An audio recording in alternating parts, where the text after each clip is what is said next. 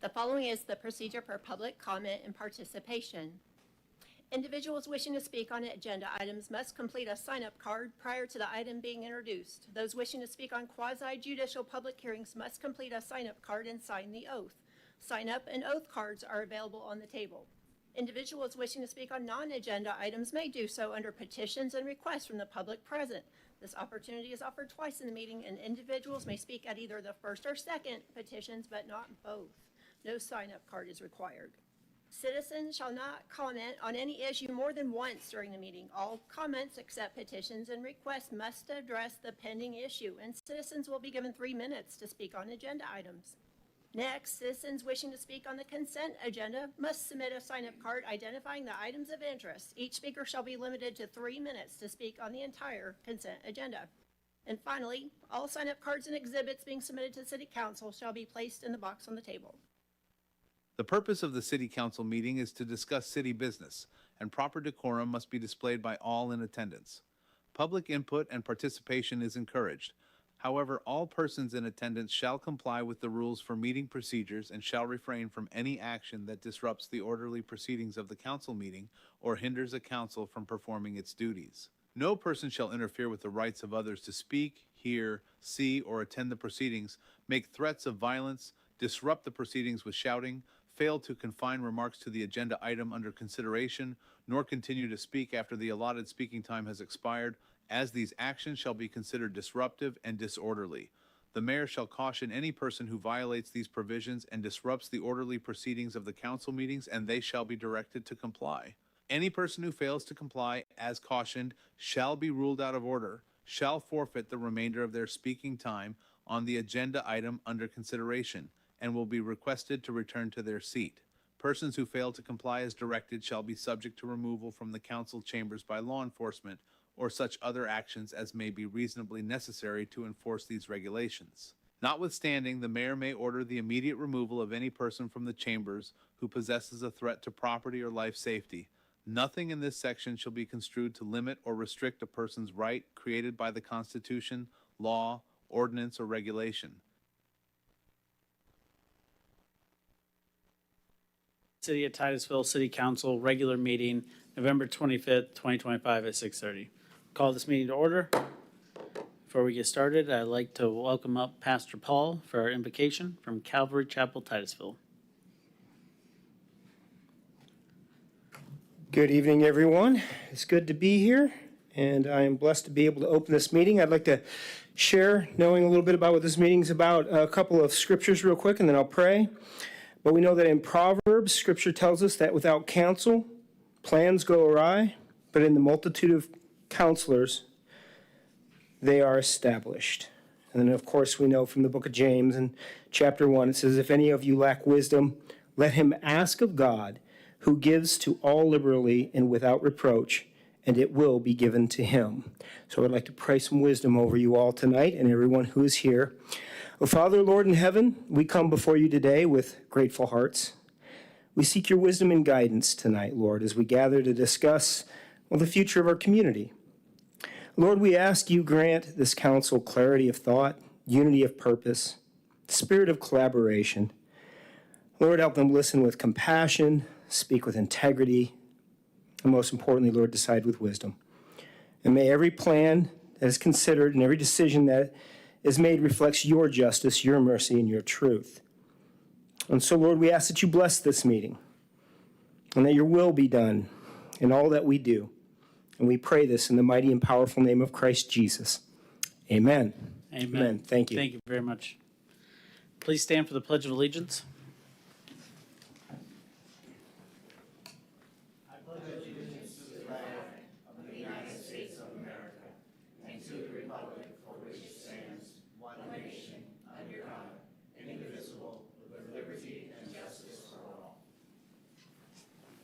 Thank you very much. City Attorney, do we have a quorum? Yes, you do. Thank you very much. Member Nelson. Approve the minutes of the council meeting on October 14th, 2025. Second. I have a motion and I have a second. Any further discussion? All those in favor say aye. Aye. Any opposed? Motion carries unanimously. Thank you very much. City Manager? Good evening, Mayor, Vice Mayor, and City Council.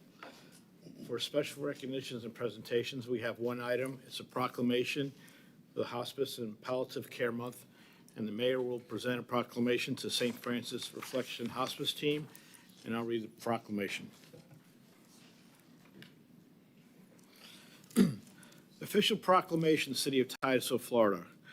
Whereas Medicare's first proven coordinated care model, hospice, is a program that works offering person-centered, compassionate care, ensuring people dignity, choice, and quality of life. And whereas the hospital model involves an interdisciplinary, team-oriented approach to treatment, including expert medical care, quality symptom control, and comprehensive pain management as a foundation of care. And whereas beyond providing physical treatment, hospice attends to the patient's emotional, spiritual, and family needs, provides family services like respite care and grief counseling, and whereas hospital and palliative care organizations are advocates and educators about advanced care planning that help individuals make decisions about the care they want, and whereas St. Francis Hospice has cared for our community since 1977, delivering compassionate, caring, expert,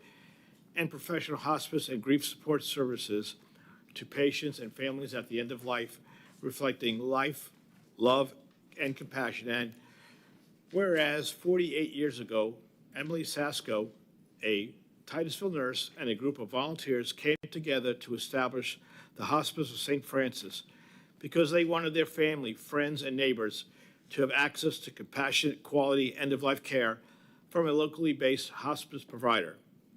Founded in 1977, Hospice of St. Francis, now St. Francis Hospice, is a nonprofit community organization of skilled professionals and dedicated volunteers who provide access to compassionate, caring, expert, and professional hospice and grief support services to patients and families at the end of life. Today, St. Francis Hospice serves more than 2,800 patients annually through hospice and palliative care, providing holistic, patient-centered care and comfort to patients and families throughout Brevard County. The St. Francis Hospice mission remains uplifting lives, uplifting each other, uplifting our community.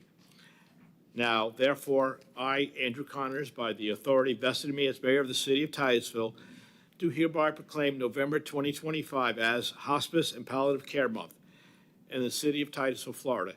And I encourage all citizens to learn more about hospice and palliative care at the end of life and try to help as they can, and commend the St. Francis Hospice team for their services to the people of Titusville, Florida. Signed, Andrew Connors, Mayor.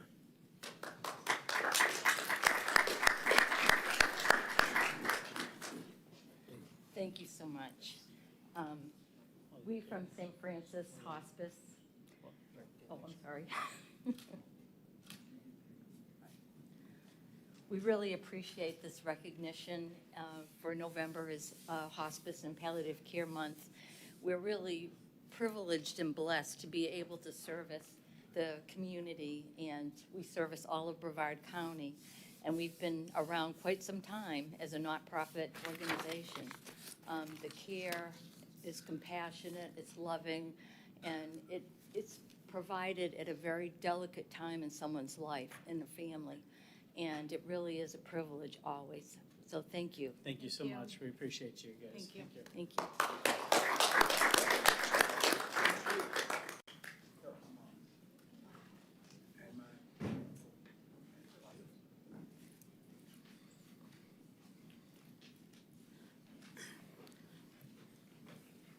In my studies and my previous life as a nursing home administrator, I've worked extensively with hospice providers. And one of the things that's typical is the length of stay is usually less than 24 hours. Typically, families do not want to, go to that hospice or palliative route because they feel like they're giving up sometimes, the stigma around hospice. But what I found amazing about learning about your organization is the length of service that you guys provide to your patients, which means it's more time for you to provide those critical services, not only to the patient, but to the family. So I commend you and your team for educating the public and getting people the services that they need ahead of time. So thank you very much. All righty, now just one housekeeping item is item 9C, if I got that correct. I'm right. Yes, sir. 9C was advertised because it was supposed to be the second reading. However, it was tabled last meeting, so it would not be heard tonight for a second meeting. And 9D as well, as that was also tabled at the last meeting, and therefore it will be moved out again, as this was already advertised, so it's in the agenda, but it will be tabled. So if I could have a motion from council to table 9C to January 13th. So moved. Second. I have a motion, I have a second. Any further discussion? All those in favor say aye. Aye. Any opposed? Motion carries unanimously. Thank you very much. And then 9D needs to be tabled to January 27th, 2026. So moved. Second. I have a motion and I have a second. Any further discussion? Seeing none, all those in favor say aye. Aye. All those opposed? Motion carries unanimously. Thank you very much. City Manager. Sir, moving on to item 6, boards and commissions. 6A is the city appointment to the Titusville Farmington Tifa Water Resources Management Committee, and the requested action is to approve the appointment of Mr. Kevin Cook, PE Assistant Manager, as the city's alternate member to the Tifa Management Committee in accordance with Article 6 of the Tifa Operating Agreement. Thank you very much. City Clerk. Yes, sir. One card, Stan Johnston. Stan Johnson, I certainly approve this appointment, but I have also something I've sent to you November the 22nd that involves all of these items that I'm addressing. It's November 22nd, 10:52. I gave that to our clerk, and I'm reading it to you. My name is Stan. I'm going to try to read it very quickly because I don't have. Please stay on the topic of the TIFA. This is a preface to all my speaks. My name is Stan Johnson, by profession, a professional engineer licensed by the state of Florida to protect the health, safety, and welfare of the public. However, you have repeatedly ignored and illegally suppressed my findings of outrageous dishonesty and corruption in opposition to or by silent denial of my findings of city's dishonesty and violations of our Constitution, man's laws, God's law, such as the Golden Rule, and your oath of office to support our Constitution. Violations of your oath of office to support our Constitution include violations of 1, the preamble, 2, freedom of speech, 3, Amendment number 14, to take property without due All right, process. Stan, you're law. cautioned to get on topic. 4, this is my preface that I already sent to you, and you gave no, so please don't take my time. I'm almost finished. 4, freedom of religion and other. Under your jurisdiction, the TPD have harassed me and threatened, assaulted, falsely arrested, falsely jailed, and destroyed numerous public records of my arrest. And I understand, I'm telling you, I'm for this. Furthermore, the TPD have invaded All right, and Mr. Johnson, violated. please have a seat. Thank you. Please have a seat. You're not Where's the on topic. timer? Oh, the time's right here. I can see it. I don't see it. So you took over a minute and a half of my time. I gave you a minute and a half. That was not on topic. Please have a seat. And what I'm going to do is I'm going to sue you for freedom of speech. Okay. Have a seat. Thank you. City Clerk, are there any other cards? Yes, sir. Thank you. City Council? Member Nelson? I've moved to approve the appointment of Kevin Cook as the alternate member to TIFA. Second. I have a motion. I have a second. Any further discussion from this board? Seeing none, all those in favor say aye. Aye. Any opposed? Motion carries unanimously. Thank you very much. Mr. City Manager? So moving on to 6B, the Titusville Environmental Commission. And the recommended action is to appoint 3 regular members to the Titusville Environmental Commission for 3-year terms to expire on November 30th, 2028. And regular members Hector Delgado, resident, and Michael Myjack, resident, have expressed their willingness to continue to serve on this board as regular members for another 3-year term expiring on November 30th, 2028. Regular member Michael Browning does not wish to be reappointed. Alternate member William Young does not wish to be considered as a regular member at this time. Alternate member Kevin Rosa, resident, has expressed his willingness to serve on the board as a regular member with a 3-year term to expire on November 30th, 2028. There are currently 2 applications on file for consideration. John Nico and Stan Johnston have expressed their willingness and desire to serve on this board as regular members as well. Thank you, City Manager. City Clerk? Yes, sir. 3 cards. Tony Shipolo.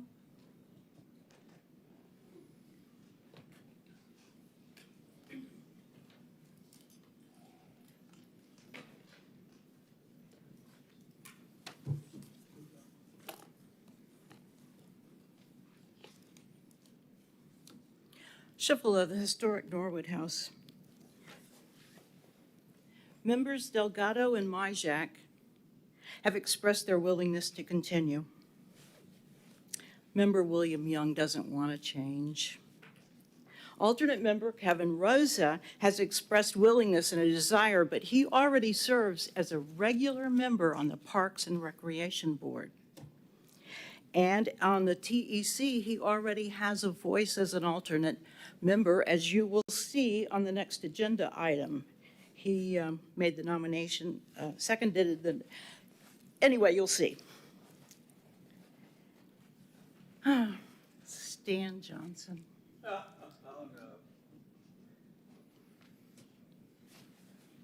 Applicant John Nico from Keep Brevard Beautiful. A perfect match for these 2.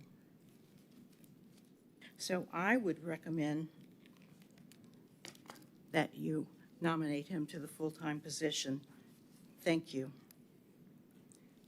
You want to see me juggle these, I know. Yes. I'm a professional juggler, so I don't throw my balls around lightly. Thank you. Thank you, Ms. Tony. City Clerk?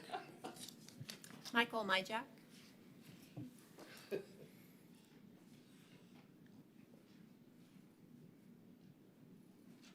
Well, it seems appropriate that I should get up here and speak on my behalf.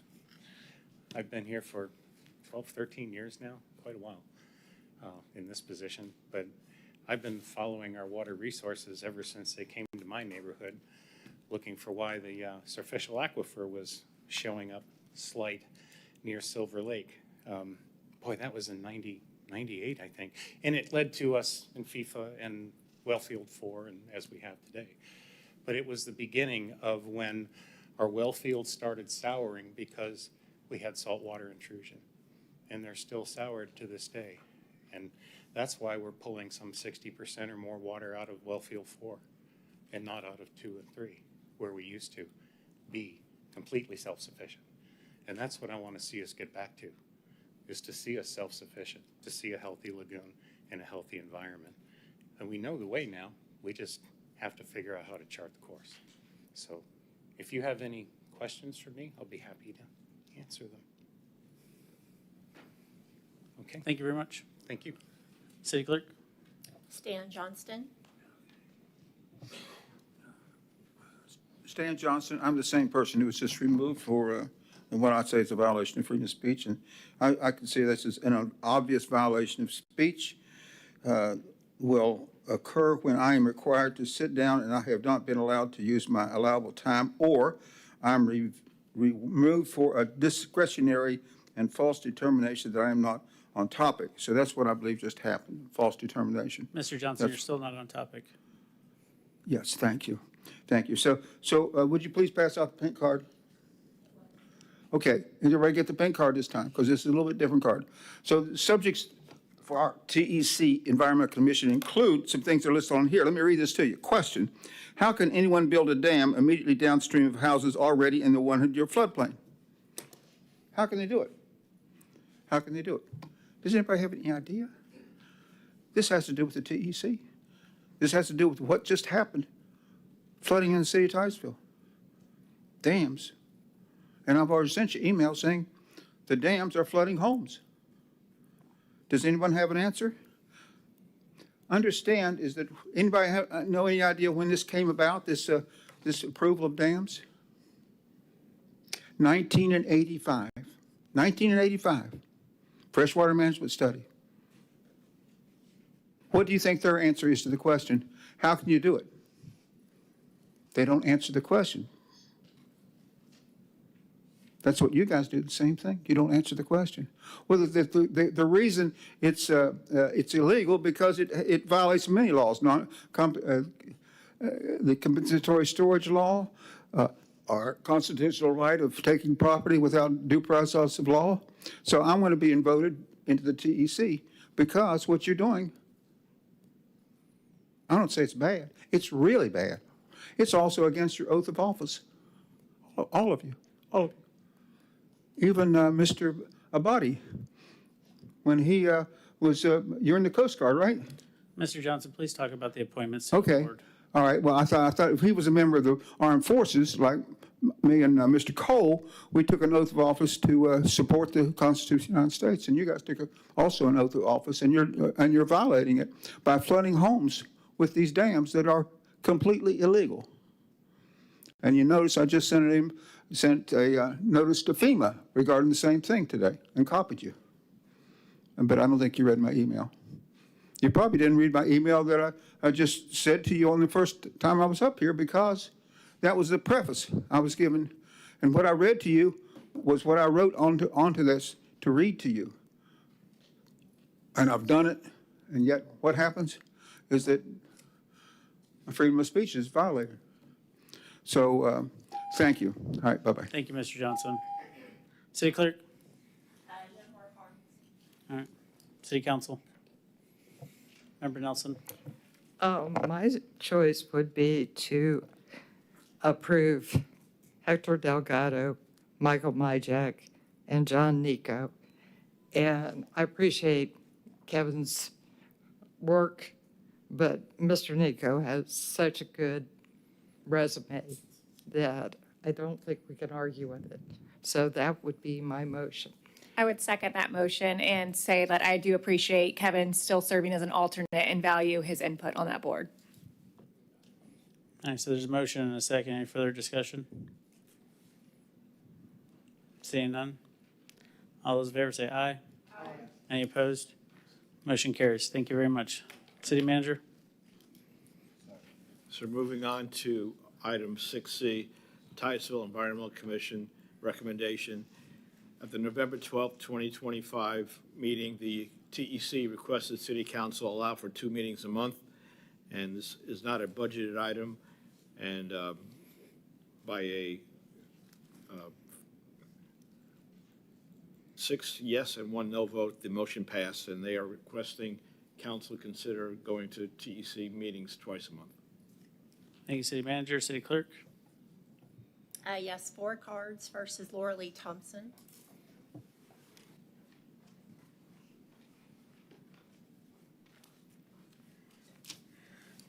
Laura Lee Thompson, Mims, Florida. If you look at the city's GIS map of stormwater pipes, you'll see that some of them connect to wetlands. Some of them are at the end of streets. Some of them are in the middle of the block. Some of them go through people's yards. But there's all these pipes that are like going into various wetlands, little wetlands, big wetlands, all throughout the city. The recent 15-inch rainstorm that we had on October the 26th that caused so much flooding and so much heartache for our residents should drive home the importance of our wetlands. We use them to absorb and hold stormwater. Wetlands are valuable to our city's resilience, yet there are loopholes in the city's comprehensive plan in both the future land use and conservation elements.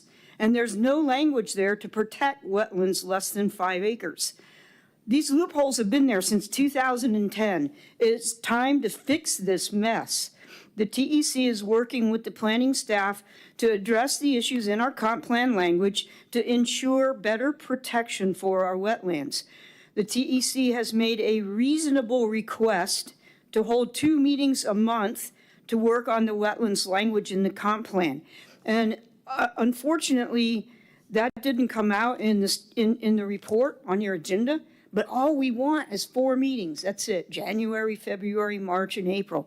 And the reason we want that is because we want to work on that language because hopefully our legislators who have promised to fix some of the issues with Senate Bill 180 will keep their promise.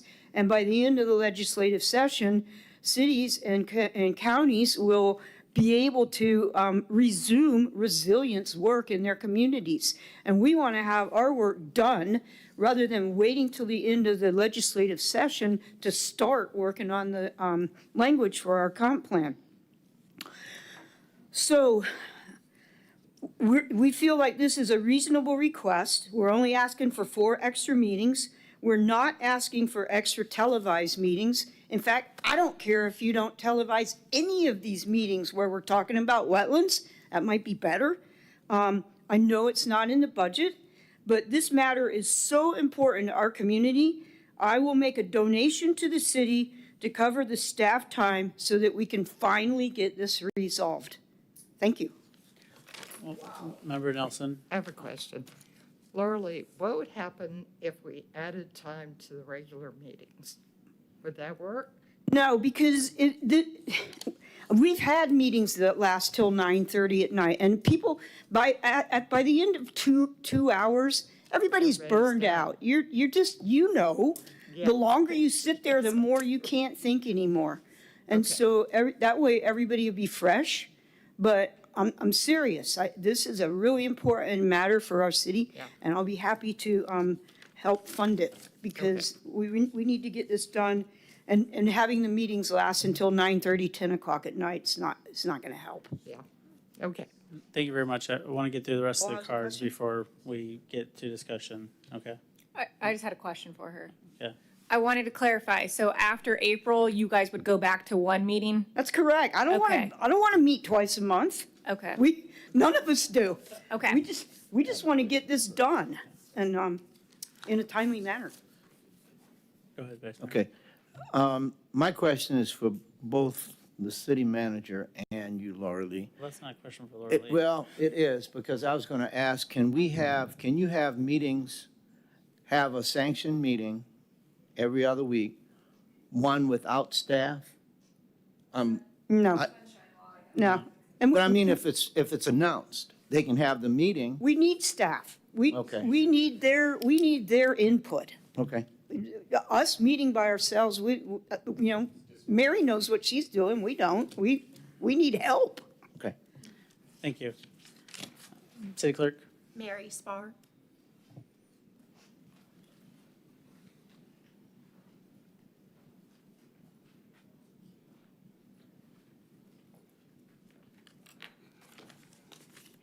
Mary Spar, Coco. TEC has voted to ask for 2 meetings a month instead of 1. Part of TEC's challenge with meeting just once a month is that they chose the comp plan wetlands language as a current big project, including understanding the language, spotting the loopholes that someone might try to use to their advantage, and clearing up the confusion in the language. TEC aims to send staff carefully considered recommendations for improvement. To ensure that TEC's evaluation of the wetlands language is completed in a timely manner, I strongly support meeting twice a month for 4 months, January, February, March, and April of 2026. This really needs to happen. There's no doubt in my mind. Right now, TEC is looking at the comp plan future land use element policies for conservation land use. Conservation land use policies basically apply to wetlands 5 acres and greater in size.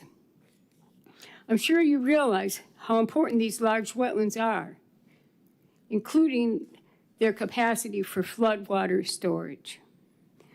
Unfortunately, there are some ways people can get around the comp plan language and impact more acres of large wetlands than they should. TEC is starting to understand the loopholes and the confusing language, and they are starting to recommend some clarifications of the language. TEC is really dedicated and enthusiastic about their wetlands project. Please approve 4 months of meeting twice a month, January, February, March, and April of 2026. TEC can get their big project done before the summer with these extra meetings. Thank you. Thank you very much. City Clerk, are there any other cards? Yes, sir. 2 more cards. Michael Myjak.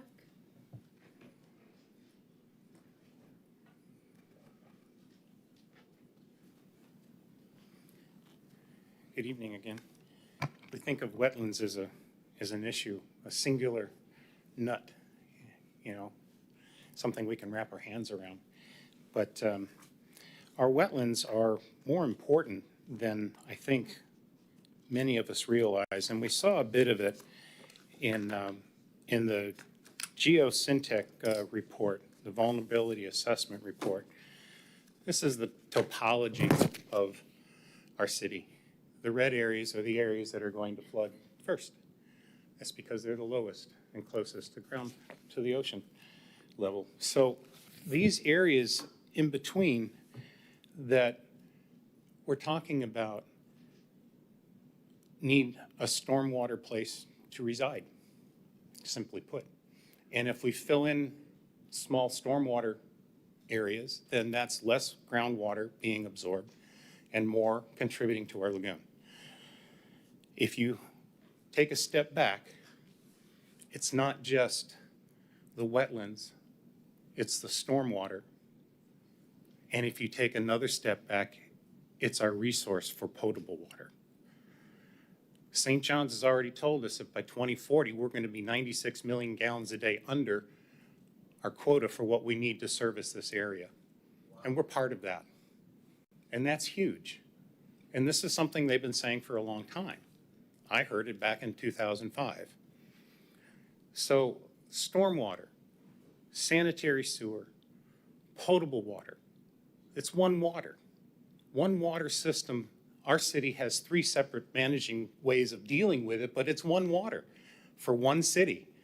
And we have to rethink how we're moving stormwater currently and putting it where it needs to go, which is into trees and into a reservoir for us, both for saving our stormwater from flooding and for restoring our superficial aquifers. Because the more fresh water we push into the ground, the better off we're going to be in the future. And making things like Royal Oaks into stormwater parks, that's a no-brainer. Imagine what that's going to look like 30 years down the road with mature trees and a full wetland park and habitat. It'd be a jewel of any city in this county, this state. It would be unique. And so it's something that we need to be thinking about, how we manage these wetlands to the west and prevent them from continuing to dump under Baker's subdivision and out to the lagoon. We have some serious things to fix, and we have to do so with what, 2 hours a month? That's why we need the extra time. We're asking for 8 extra hours and then reevaluate. But there's a lot more problems coming down the road.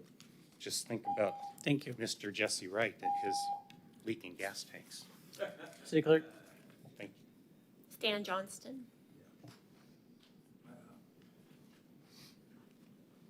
I certainly support what Mike just shared with you, wetlands and the stormwater management plans we're having and our sustainability, lack of sustainability. Let me say lack of sustainability. Not only that is I've repeatedly sent to Mr. Abadi and Mr. Parrish is that we're not sustainable. In fact, is that the 2019 report on Resilient Titusville, which I have talked to about with Megan Moscoso, is fraud. It's fraud. It's fraud, and it's proven to be fraud, and it's agreed to be fraud by Human Resources. Yet still we have sustainability issue, and Mr. Parrish is there, and what he has done is he's put in a revision for his Resilient Titusville to help this out is because of the fraud that was committed by him, Eddie, and East Central Florida Regional Planning Council. He put it in, and then he took it out. Then somebody took it out. I don't know who took it out.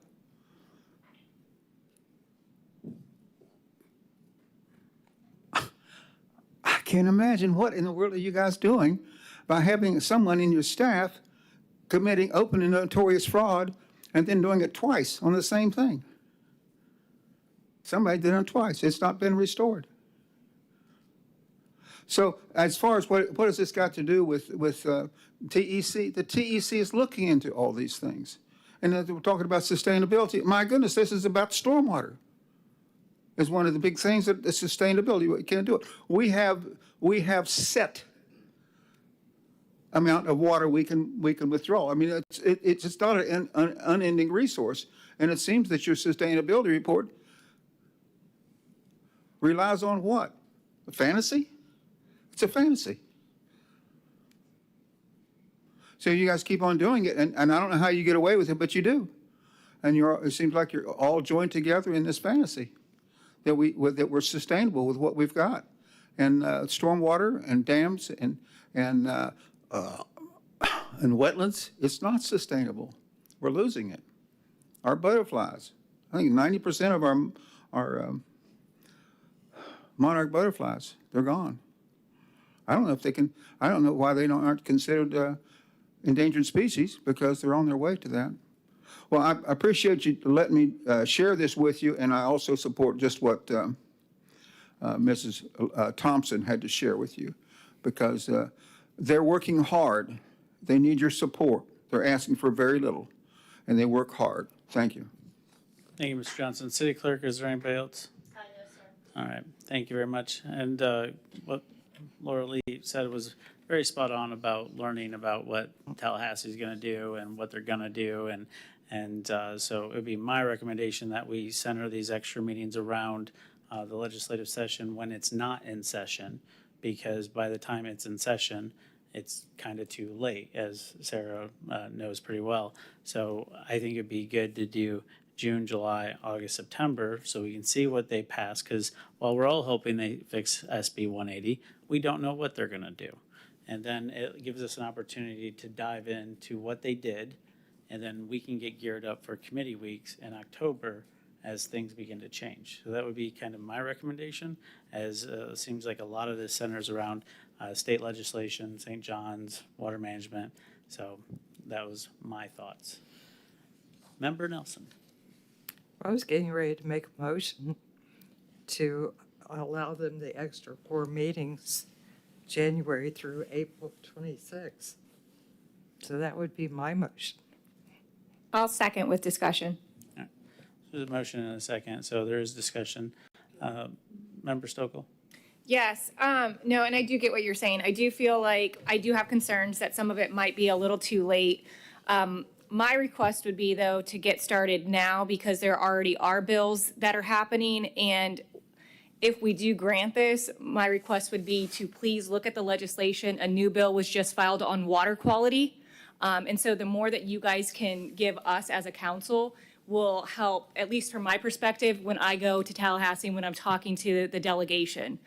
Because the Florida League of Cities already jumped on that. They already signed up to speak in opposition of it. I would value your input on some of the legislation, as it's very timely.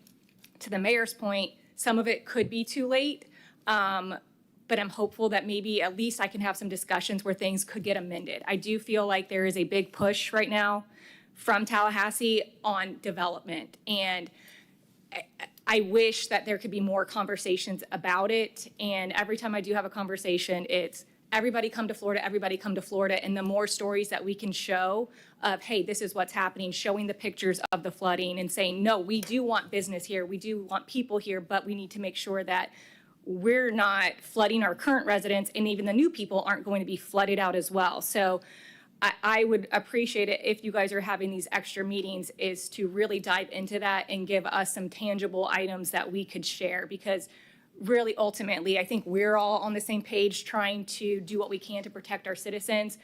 It can be challenging when we have state preventing us from being able to do some of the things we want, and that's really where I personally feel like I need the most help right now.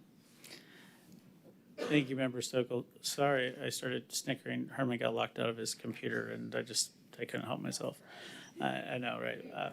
And again, my only concern with the meeting times is we're already gonna have gone up there and come back before they even kind of get their second meeting up and running. You know what I mean? So, to your point, like, it'd be great to have people give us some insights to take up to Tallahassee. But if we're going up there in the legislative conference at the third or fourth week of January, might be a little dollar late or, short. So it's kind of why I was thinking, look at what happened, what they did, how we can learn from it, and how we can be better. Member Moscoso. Yeah, I think it's exciting whenever we have our citizens that are so dedicated and they're asking for extra meetings. I think it's reasonable to ask for, an additional 4 meetings. I was just trying to think of all the great things TEC has done and things that we get to take. Oftentimes I've heard Mayor Diesel and Mayor Connors say we're the only city that, has an LID ordinance, or we have the tree ordinance, or we have native landscaping. And now we're asking for better protections for our wetlands, and all of that has generated from a lot of the members in our TEC. So I want to keep the momentum. I think if you're asking for those meetings now, I think that there's a reason. And part of what you guys do is you come up with ideas and things like that, but it also educates us. And so I think the more we can be educated at any point, we could delay it, but I think it's important that we do it now. So I would agree with Member Nelson's motion, and I'd be happy to second it to move forward with what was presented. It's already been seconded. Member Nelson. So the question, what you're hoping is they can start earlier, like December? I don't know if that's possible at this point. Is it possible?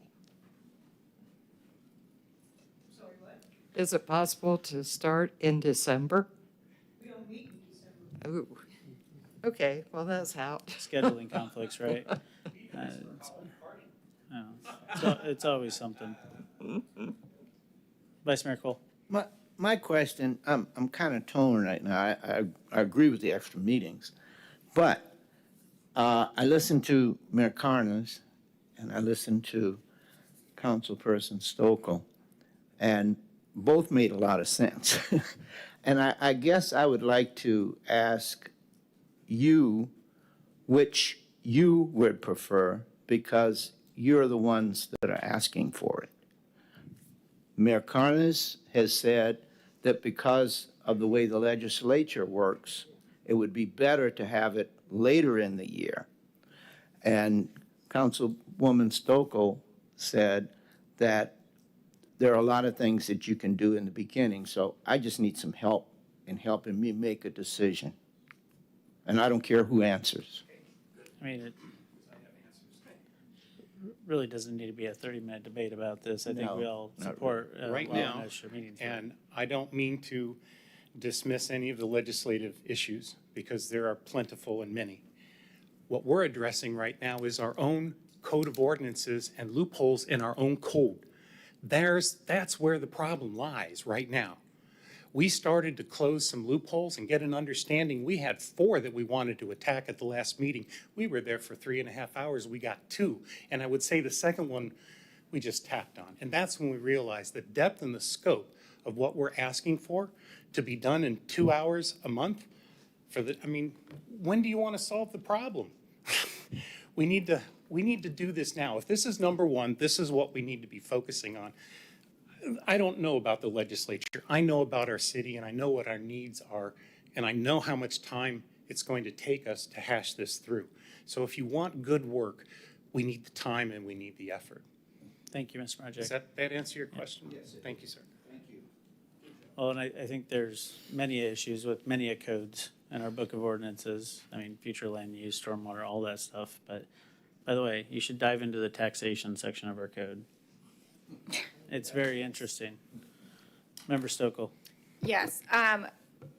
My concern is, and I do appreciate that, is if we are making these decisions or you guys are proposing things that are just referencing our code, is if we are not doing that at the same time with seeing what's happening in Tallahassee, it could be a complete waste of time because the state is coming in and preempting so many items right now. So if this were to go forward, we would need somebody either from TEC or staff that can address the legislative side. That is my fear. Your connection to us on TEC is through Lily on staff.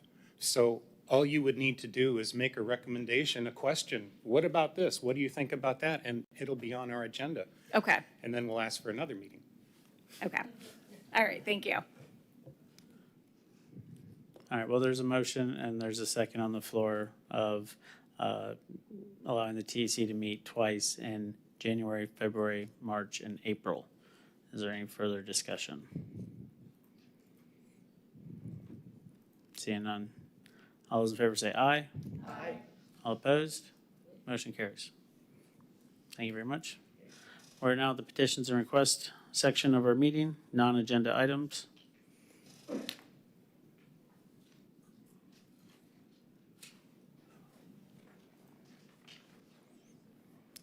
You have the floor, sir.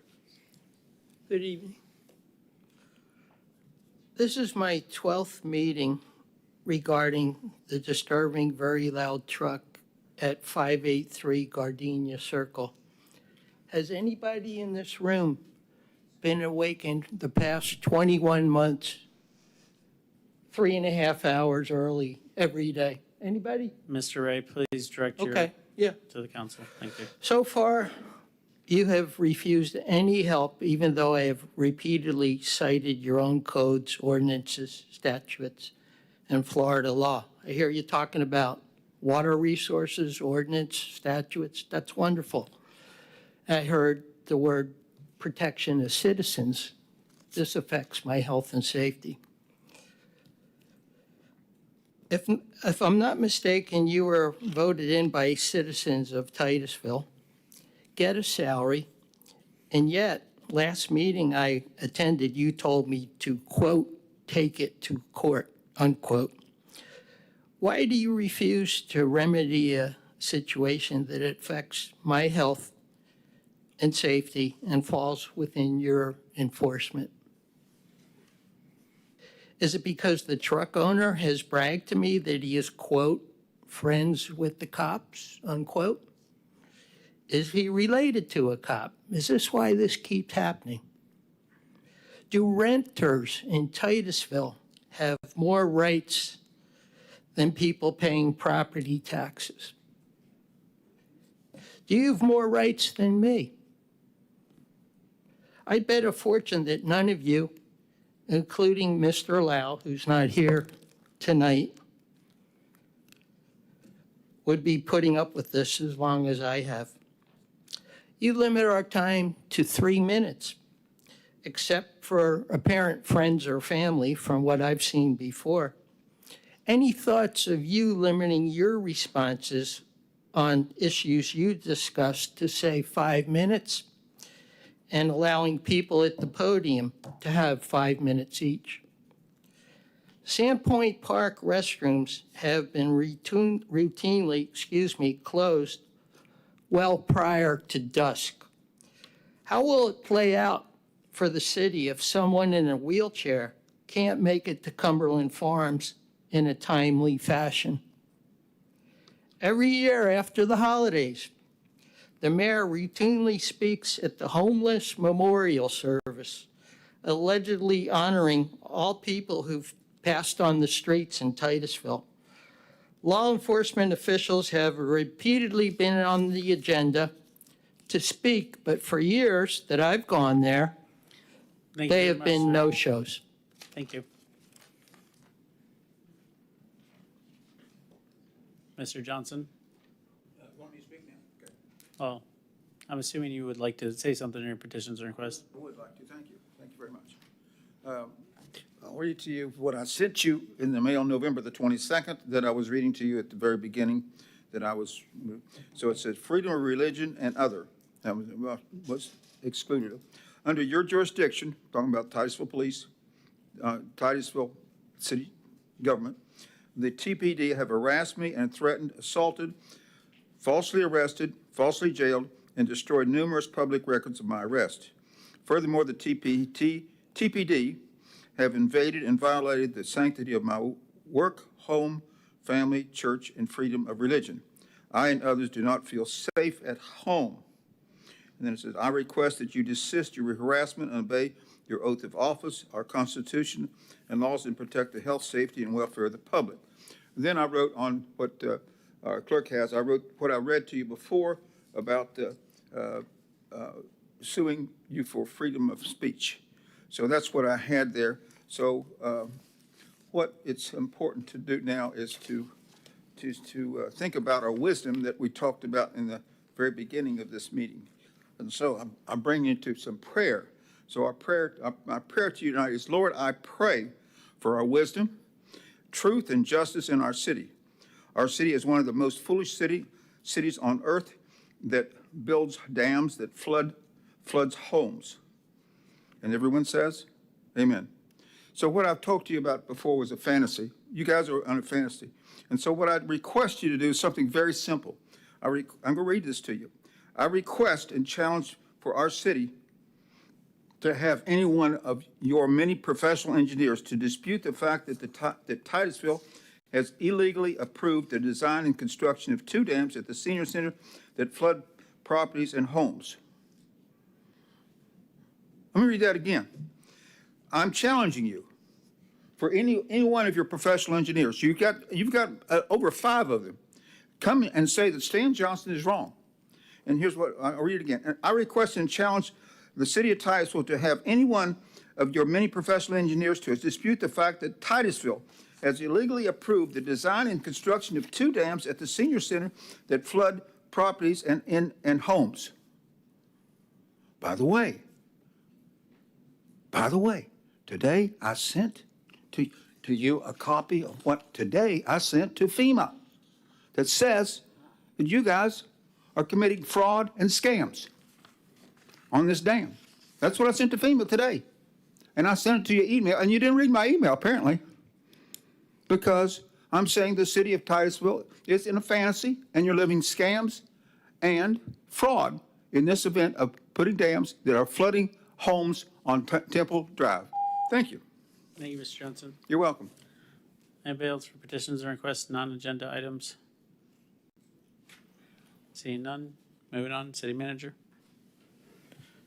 Sir, moving on to consent agenda, we have 8 items on the agenda for tonight. Any member of council wishes to pull a consent item for discussion? Member Nelson? I don't necessarily want to pull C, but I would like to have some clarification. For which one? C. C. I think that's Miss Sandy. What clarification would you like? What are we doing? Oh, so this is professional engineering service for the construction of a project over at Morning Dove that's been going on for over 5 years. The project was originally supposed to only be, I think, 2 to 3 years, and it's just extended. So it's just because we have an SRF loan, the professional, the engineer of record needs to do certified payroll for the SRF loan.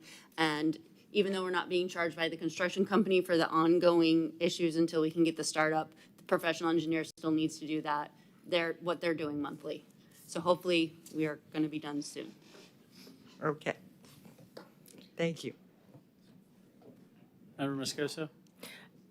Yeah, I did have some questions on this item, if that's okay. There's been a big jump.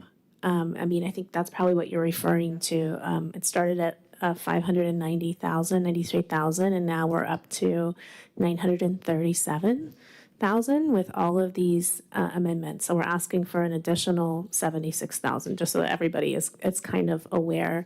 So the engineering contract, this is just for engineering, is that correct? Has doubled. And how many years? 5. I think the engineering started in 2017. The construction started in 2020. And did we not project that it would cost this much? No, that was back before Public Works was involved, but I can guess they didn't expect the construction to last this long. But this is only going for engineering. This isn't going, if we're looking back at, I think it's 8A, where we talk about 1.3 million for the Morning Dove facility. Are those two connected? No, this was a project that was approved back in 2017, about $5 million in construction cost. So this is full design, preliminary design, bidding, permitting, construction administration, assistance with securing the SRF loan. That's what Wright Pierce is getting paid for on a roughly $5 million construction project. I don't get how we're $500,000 off. I understand the prices will change and perhaps there's more, but it's every year they're coming back for another 75,000. So I'm just really curious about that part. And do we have other projects that a similar thing is happening with? And we don't know because we don't often see the whole picture. We just get it presented to us at each meeting. And so I'm just curious, for me, this is a big red flag. Are there other projects that are coming to us as well, where we're approving all these amendments, but it ends up being this big chunk of money? No, the only other one that had extension on the SRF-related project was the Indian River Force Main, which did have to extend for additional period of time because the contractor left. Yeah. Unfortunately for SRF loans, there are pieces that we're not capable of doing as staff. We don't do the Davis-Bacon Act qualifications, as we are not the engineer of records. They have to sign off on a final certificate. So these consultants are required to continue their service because that last piece to sign off on the operation of this equipment, DEP, staff cannot sign. The engineer of record must sign it. So that's been the holdup on this particular project. Is I think they're on startup number 6 of this piece of equipment. The contractor is no longer getting paid to work the project, but he's still got to finish it. But the consultant is still waiting to be able to sign a final certificate of completion that the product is done and in operation. So that's if you see the running totals, basically Amendment 1 was way back, but the last 2 have been due to extension of time. So as they've added years to the contract, we've had to pay Wright Pierce to stay on staff. And they come monthly. And I mean, why is it typical for a project like this to last 8 years? It could be. This one I can't answer to the front end of because we weren't there for the front end. We've been dealing with the back end of it. By the time we got control of water resources, the project was already at startup. It's taken them 2 years to actually get the piece of equipment into startup mode that the manufacturer will turn over. So that's been, most of our big construction doesn't take that long. B&R project didn't overrun by that duration. Indian River overran for about 18 months total once it's finally said and done. But for the most part, these big turnkey ones have not been this long duration. And I'd say in the last couple of years since Public Works has been involved, we've asked the our engineers to look at these during construction, post-construction services, because they were having them fund them at the beginning of design. And I think we've been reducing the cost of them significantly on a lot of the projects moving forward. This is just a legacy project that kind of has to keep going. And after the project ends, will you do kind of an analysis of what went well, what could change? Because I think that's important. That's $500,000 that I don't think was budgeted because you didn't expect it to extend to this point. And I know you guys weren't involved in the very beginning of it, so I'm not trying to push blame over there. I'm just trying to understand I think how from we a can budget do better standpoint, next time. Until this amendment, everything was within the budget of the project. The SURF loan ended a few months ago, so we now are funding this out of a current project. Previously, it was funded within the project of the SURF loan and being recovered through the SURF loan process. Okay. So this will be the first amendment that wasn't covered in the original project's budget. We'll be looking back to see what happened, whether it was a performance bond that should have been pulled earlier, the number of pieces and parts that could have been done differently. Okay, thank you. Member Stokel? Yes, just to clarify off of that was kind of my question was, so the amendments that happened prior were because of timing. So when we're talking about it seems like it could be close to $500,000 over budget, that may not be correct because it was budgeted. It was just amended because of the timing. Would that be accurate? Up until this one, it was within the SRF loan budget, yes. Okay, and then just a procedures question. When we sign contracts for a project, are they locked into that pricing so we have some assurance that we know, okay, they cannot go over this amount, that we awarded it to them because they perhaps were the lowest bidder? Or do they have that right to say, oh, actually, we messed up, we actually needed this, or we didn't include this, what do you guys want to do? Well, depends on which side. So the construction side, they do a low bid.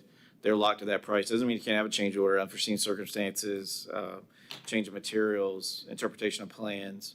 On the consultant side, they're locked into their rates per hour. They're not locked into a service fee, and they're not bid because the person doing construction administration is the engineer of record. So this has been a work order they had from the very beginning of this project.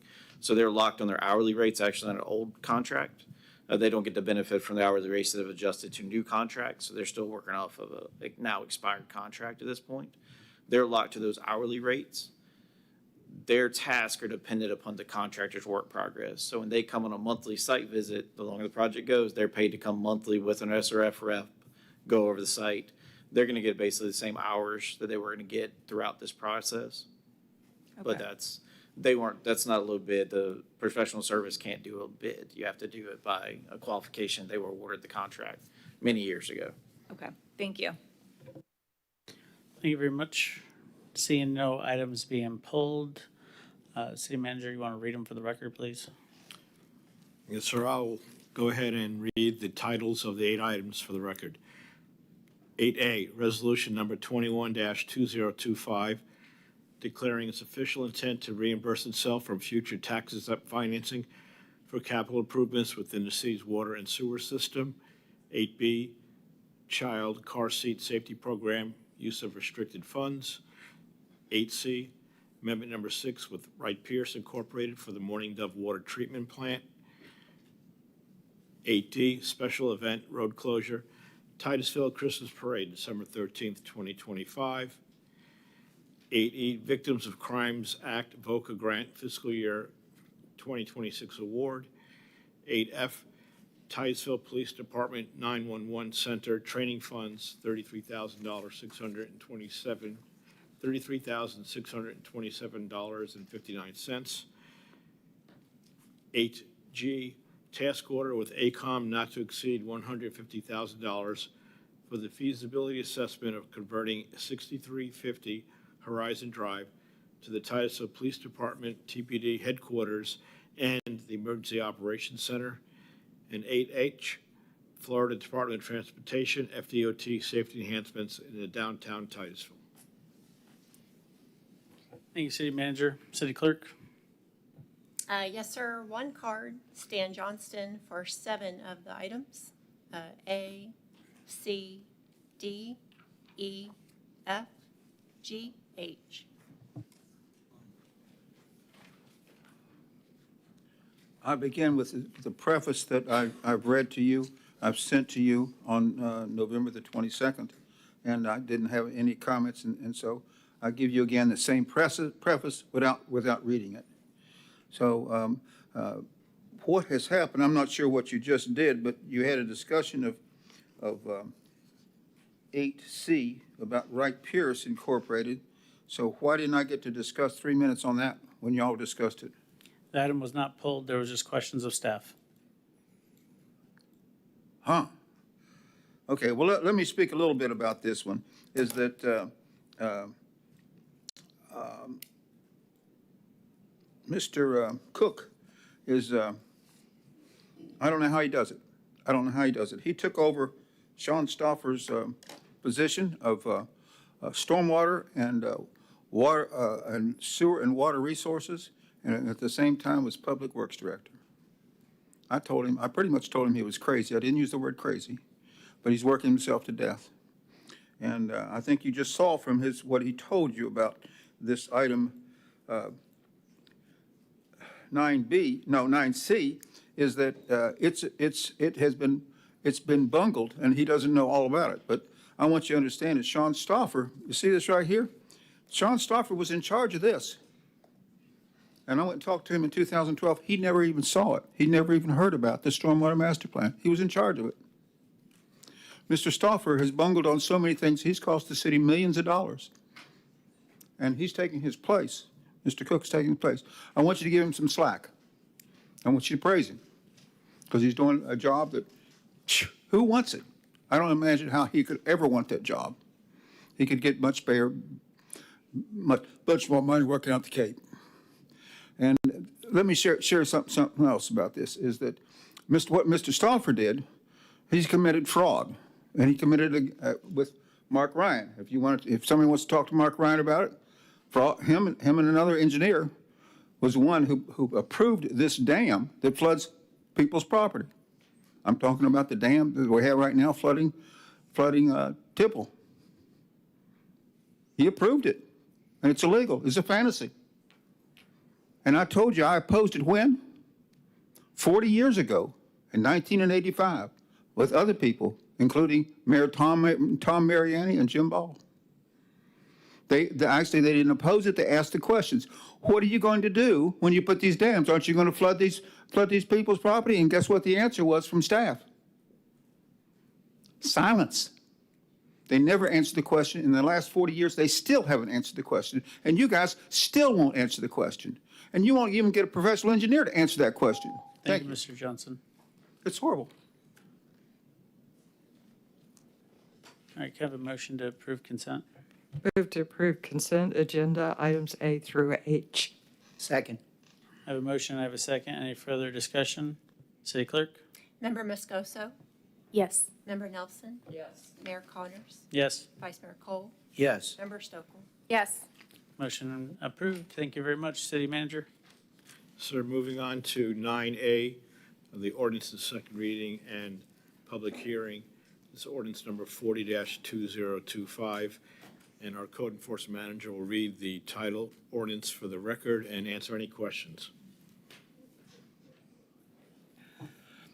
Good evening. Ordinance number 40-2025, an ordinance of the City of Titusville, Florida, amending the Code of Ordinances to increase reporting on properties holding mortgages in default from annually to biannually by amending sections 13-109, registration of real property mortgagee holding mortgages in default, providing for servability, conflicting ordinances, incorporation into the code and an effective date.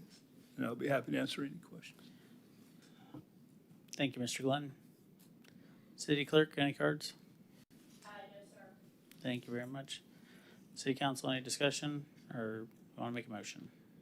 Move to Say Member Nelson, sorry. Move to approve ordinance number 40-2025 to increase the reporting on properties holding mortgages. Second. City Attorney, was the motion good? I think so. Okay, I was just making sure, because you looked at him and he looked at you, and I was just like, hey, guys, I don't want to be all right. Sorry for No, stares. it's all right, I'm just, again, just body language. Do we not have to do the public hearing?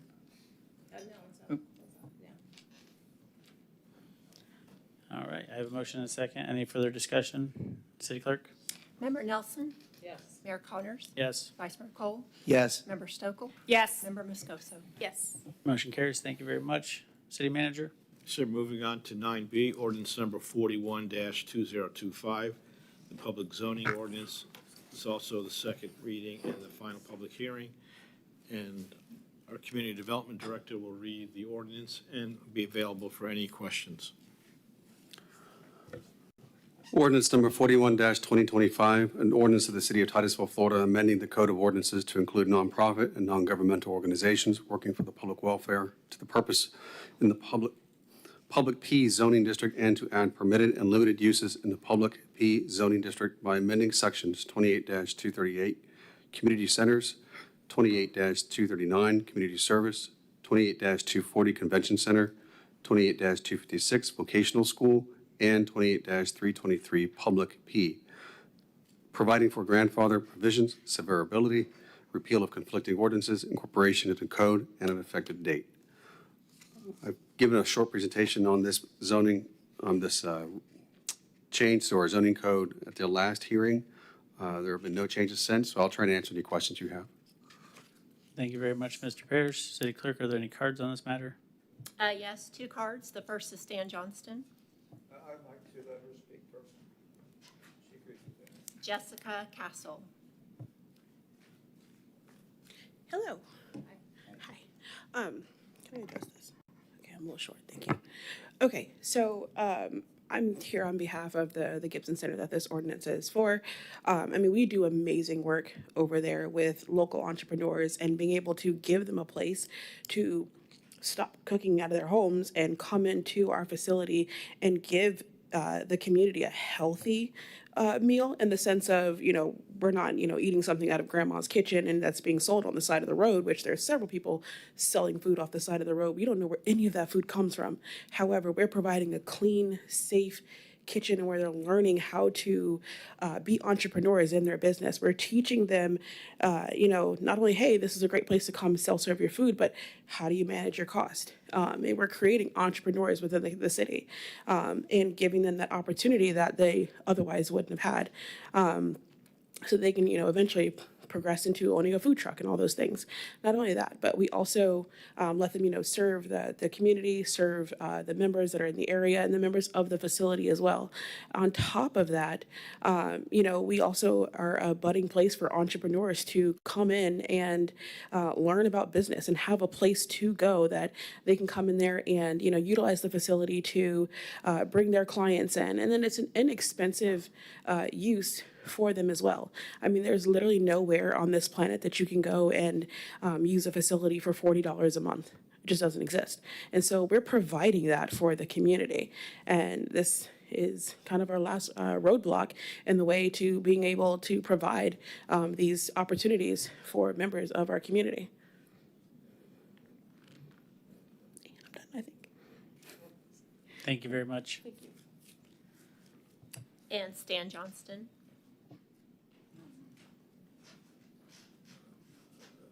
Stan Johnson, I worked at soup kitchens and so forth throughout the city.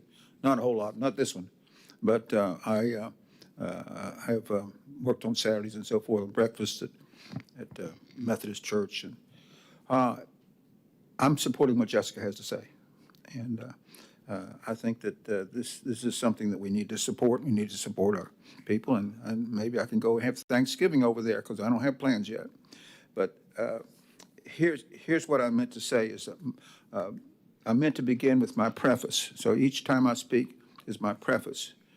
You already have the preface. I'm not repeating it. So you have my preface about what's going on and freedom of speech and so forth. So you have my support for what Jessica needs to continue her work. Any questions? Sounds good to me. Thank you, Mr. Johnson. I think it's an important distinction to make. I mean, they're operating a vocational school on this P zoning district, and I think that was kind of the intent, was anywhere that we have P zoning, while it is and should be protected for the public use, I think we can be a little bit more creative in how we allow that use to transpire so that maybe there's a business incubator one day. Who knows? Vocational school is a great example. Member Stokel. Yes, no, I like it too. My question was for Brad. If I was looking through it, and I think looks like there were some portions where it was limited and then others permitted. Are there any unintended consequences that you can think of with us passing this that we should be aware of? Drafting this ordinance, we tried to anticipate those issues, so we feel confident with this ordinance as written. Okay. I can't guarantee that there may be a particular use that may come to us, that may be a question, but that's why we'll come back to you with an amendment. Okay, perfect. Thank you. And Brad, while you're at it, I'll take the lottery numbers. I'm assuming you don't have a crystal ball. It's so hard when I'm writing these things. Member Moscoso. Yeah, thank you. I see it says grandfather provisions, but it doesn't really explain what is protected and how this applies to the nonprofits that are already there. So is that defined, what is going to be grandfathered into this?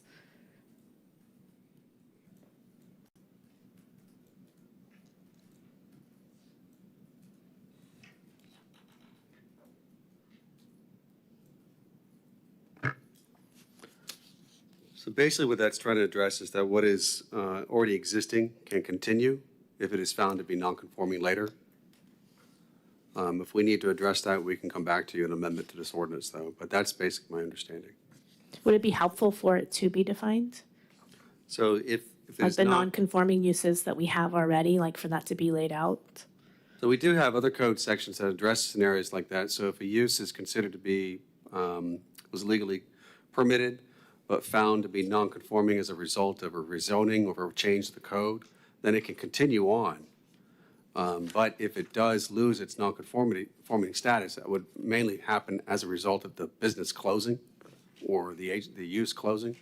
And after a certain amount of time, it loses its status. That does happen sometimes, and that's part of what we try to address, is, where we try to find where those unintended consequences. So we didn't anticipate that when we drafted this ordinance. We didn't believe that there was going to be an issue. But again, there could be that one instance that may come, and that's, if we discover that, then we'll have to come back to you to rectify it. Okay, thank you. Mr. Parrish, how many public zoning districts do we have? Well, we have one zoning district, but there's several properties that are zoned public. About Schools are zoned public, the Gibson Center is zoned public. And I know there's several other public institution-owned properties that are zoned public as well. But we have noticed that there have been, like the school district allows their school properties to be used for nonprofits. Whereas the zoning district right now, as written, states that it is supposed to be for a publicly owned agency or entity. So it's questionable as to whether even a nonprofit would be allowed there that's not a public agency. So this is supposed to rectify that. Thank you, Mr. Parrish. City Clerk Jared, call the cards. Yes, sir. All right, thank you very much. City Council. Move to approve ordinance number 41, 2025, public zoning ordinance. Second. I have a motion, I have a second. Any further discussion? City Clerk? Mayor Connors. Yes. Vice Mayor Cole. Yes. Member Stokel. Yes. Member Moscoso. Yes. Member Nelson. Motion carries. Thank you very much. City Manager. Sir, we have no items under ordinances, first reading.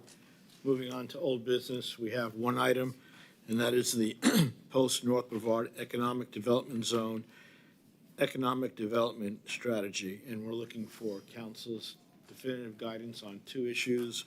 One, the EDO governance process, and also some guidance on utilizing funding sources. As you recall, back on November 13th, we held a workshop to discuss this, and our economic development director gave a presentation. Decision was made to defer any definitive guidance until such time as we had a full council, which we do now. So this is the follow-on to that workshop, and our economic development director is here to answer any questions. Mr. Gao. Good evening, Mayor, Vice Mayor, Council. Thank you for the opportunity to provide a brief summary on the presentation that I gave on November 13th.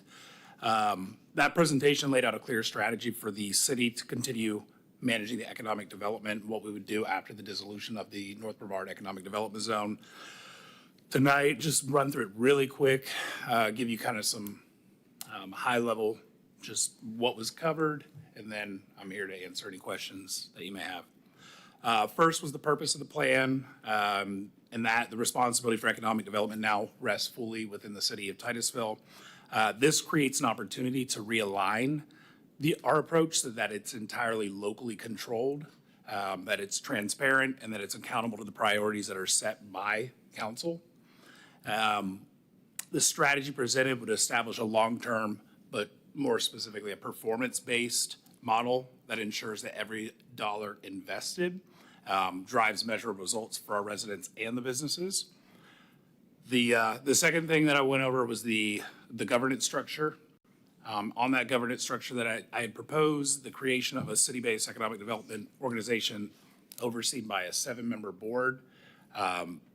Each council member would appoint 1 director, and 2 at-large members would be selected by council from candidates that would be presented by the Chamber of Commerce. So minimum of 5 candidates provided by the chamber, 2 at-large selected by council. The executive director would be appointed by the city manager. That would ensure alignment with the city administration and consistent oversight. And that structure was all put together to preserve transparency. There would be quarterly reporting, independent audits.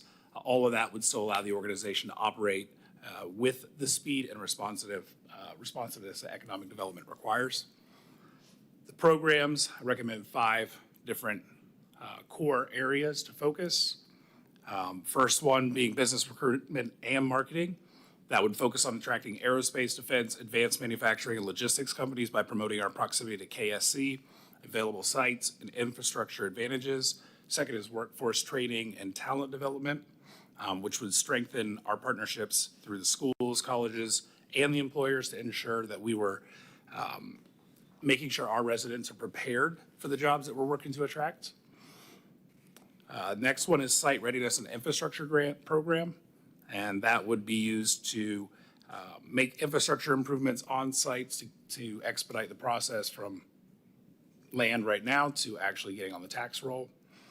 The fourth one that we covered, small business and entrepreneurship support, offering technical assistance, access to capital resources, and helping our local companies grow, but not only grow here, but stay here. And fifth is catalyst redevelopment sites. So focusing on underutilized properties and doing whatever necessary to get those ready for development and back on the tax roll. The next thing I covered was the funding approach as well as the accountability measures. Plan recommends establishing a one-time $500,000 seed fund that would launch early programs supported by annual appropriations, which would be approved during the budgeting process by council. Additional tools could include a 20-year tax increment financing district, FPL franchise fee set-asides from new developments that come online, and then an aggressive pursuit of state, federal, and private grants. Accountability is built in to all of this from the start. The organization will report measurable outcomes, jobs created, capital investment secured, permitting efficiency, workforce placements, and return on the investments. So those would be reported to council on a quarterly basis. And last thing that was covered was the phased implementation of the long-term vision. Strategy has 3 phases. First, starting off as a city-focused and ran organization, then transitioning over to a public-private EDO, and in the long haul, eventually ending up on a private EDO. That transition was estimated over a 10 to 20 year frame, but there's key indicators that I've laid out that would show that each organization is ready for the next phase. No progression would be made to the next phase without approval by council, also without hitting those milestones. So in closing, that gives Titusville kind of a clear and responsible path forward. This was really designed to have oversight with council, and again, going through the process of annual budgeting. I think if the metrics are there, then it makes that process a lot easier. So that's everything I have here. I'm happy to answer any questions that you may have. Thank you, Mr. Gao. Vice Mayor Cole. I think we discussed at the last meeting about, and maybe you covered it and I missed it, to have the qualifications for people that we would like to see on the board. I think it was attached on the agenda, correct? It's in there. It's in It's there. right here. Okay. The last attachment, your Okay, agenda. all right, I There's- missed it. Okay, gotcha. Thank you, Vice Mayor Cole. Member Moscoso. Thank you. So if we go with the option that you've recommended, would there be an audit built in? Because that was kind of my concern with embeds, is there wasn't a city audit or a county audit. And so would that be part of this plan? Yes. Okay, thank you. Member Nelson. And I think my concern was, I was hoping we could have a pool of applicants and that as a council, we choose the 5 people. Sort of like when we chose the attorney, we ranked them, who's number 1, who's number 2, who's number 3, and proceed like that. So hopefully we get the most qualified. Thank you, Member Nelson. Sounds like we have all different little nitpicky things that, we want to form up, but I think I just want to get a general consensus if this general framework, and we can work out the details, makes sense for everybody. Member Stokel? Yes, thank you, and thank you for postponing the decision till I could get back. I did watch the meeting, and then I also met with Nick and Brad. I'm fine with it. I did express some of my concerns to them on a couple things. One, if we move forward, we would be starting out with taxpayer dollars. So I want to be really intentional on us having a say in what types of businesses that we are willing to give out grants to incentivize to come here. So that's my number one thing. If we're going to do this, I do want us to have oversight over that. And then two, I just think, and that maybe it's to Member Moscoso's point with the audit, just being very mindful and intentional. I don't want the funds to just sit there. I think starting out, it might need some momentum to get going. So I do think we'll need some time, but I really want us to stay on top of it and that we don't find ourselves in a situation where we're just giving it out because we have it there and it's just going to maybe, I think this is a real opportunity for us to say, this is the vision, the direction that we as a city want to go in. We don't just have to accept anybody and everyone and really have a say on what we want our city to look like. So that's my number one thing. And then just being mindful with the funds and as the state's coming. And really, you have DOGE, you have the talk about elimination of property taxes. I do anticipate us getting cuts. I just feel like that will happen. So I just want us to be very mindful of that. So anything that we are putting out or wanting to fund, we just need to be on top of it. But overall, it was a great presentation. I appreciate the thoroughness. And then as we move forward, and I know we talked about this, looking toward, the FPL franchise fee and then that kind of going in. So it's being funded by those businesses that benefited from it more so. Thank you, Member Stokel. And, to your point, I think it's important to be intentional in by giving a small grant for infrastructure to help a business come in so that therefore we don't have to necessarily give the property taxes away because if they are cutting property taxes to homesteaded properties, that basically leaves the non-homesteaded properties that we really need to capitalize on for revenue for our city. So if we can not give away the farm with the property taxes and give an inducement grant, that I think will generate a larger return on investment, so to speak. So I would agree with that. I said having more tools in your toolkit allows you to mitigate having to use the one that you have. So, yeah, that's spot on. Taxpayers of Titusville and voters of Titusville voted a resounding over 70% for the ad valorem property tax abatement for inducement of businesses. So instead of having to use that tool, if we can use another one, that would generate revenue for our city. Member Moscoso. I would agree with Member Sokol about having a bit of oversight of what businesses. We kind of got that groundwork laid for us with the East Central Regional Planning Organization, where they said, these are the kind of businesses we have and we need to attract like businesses.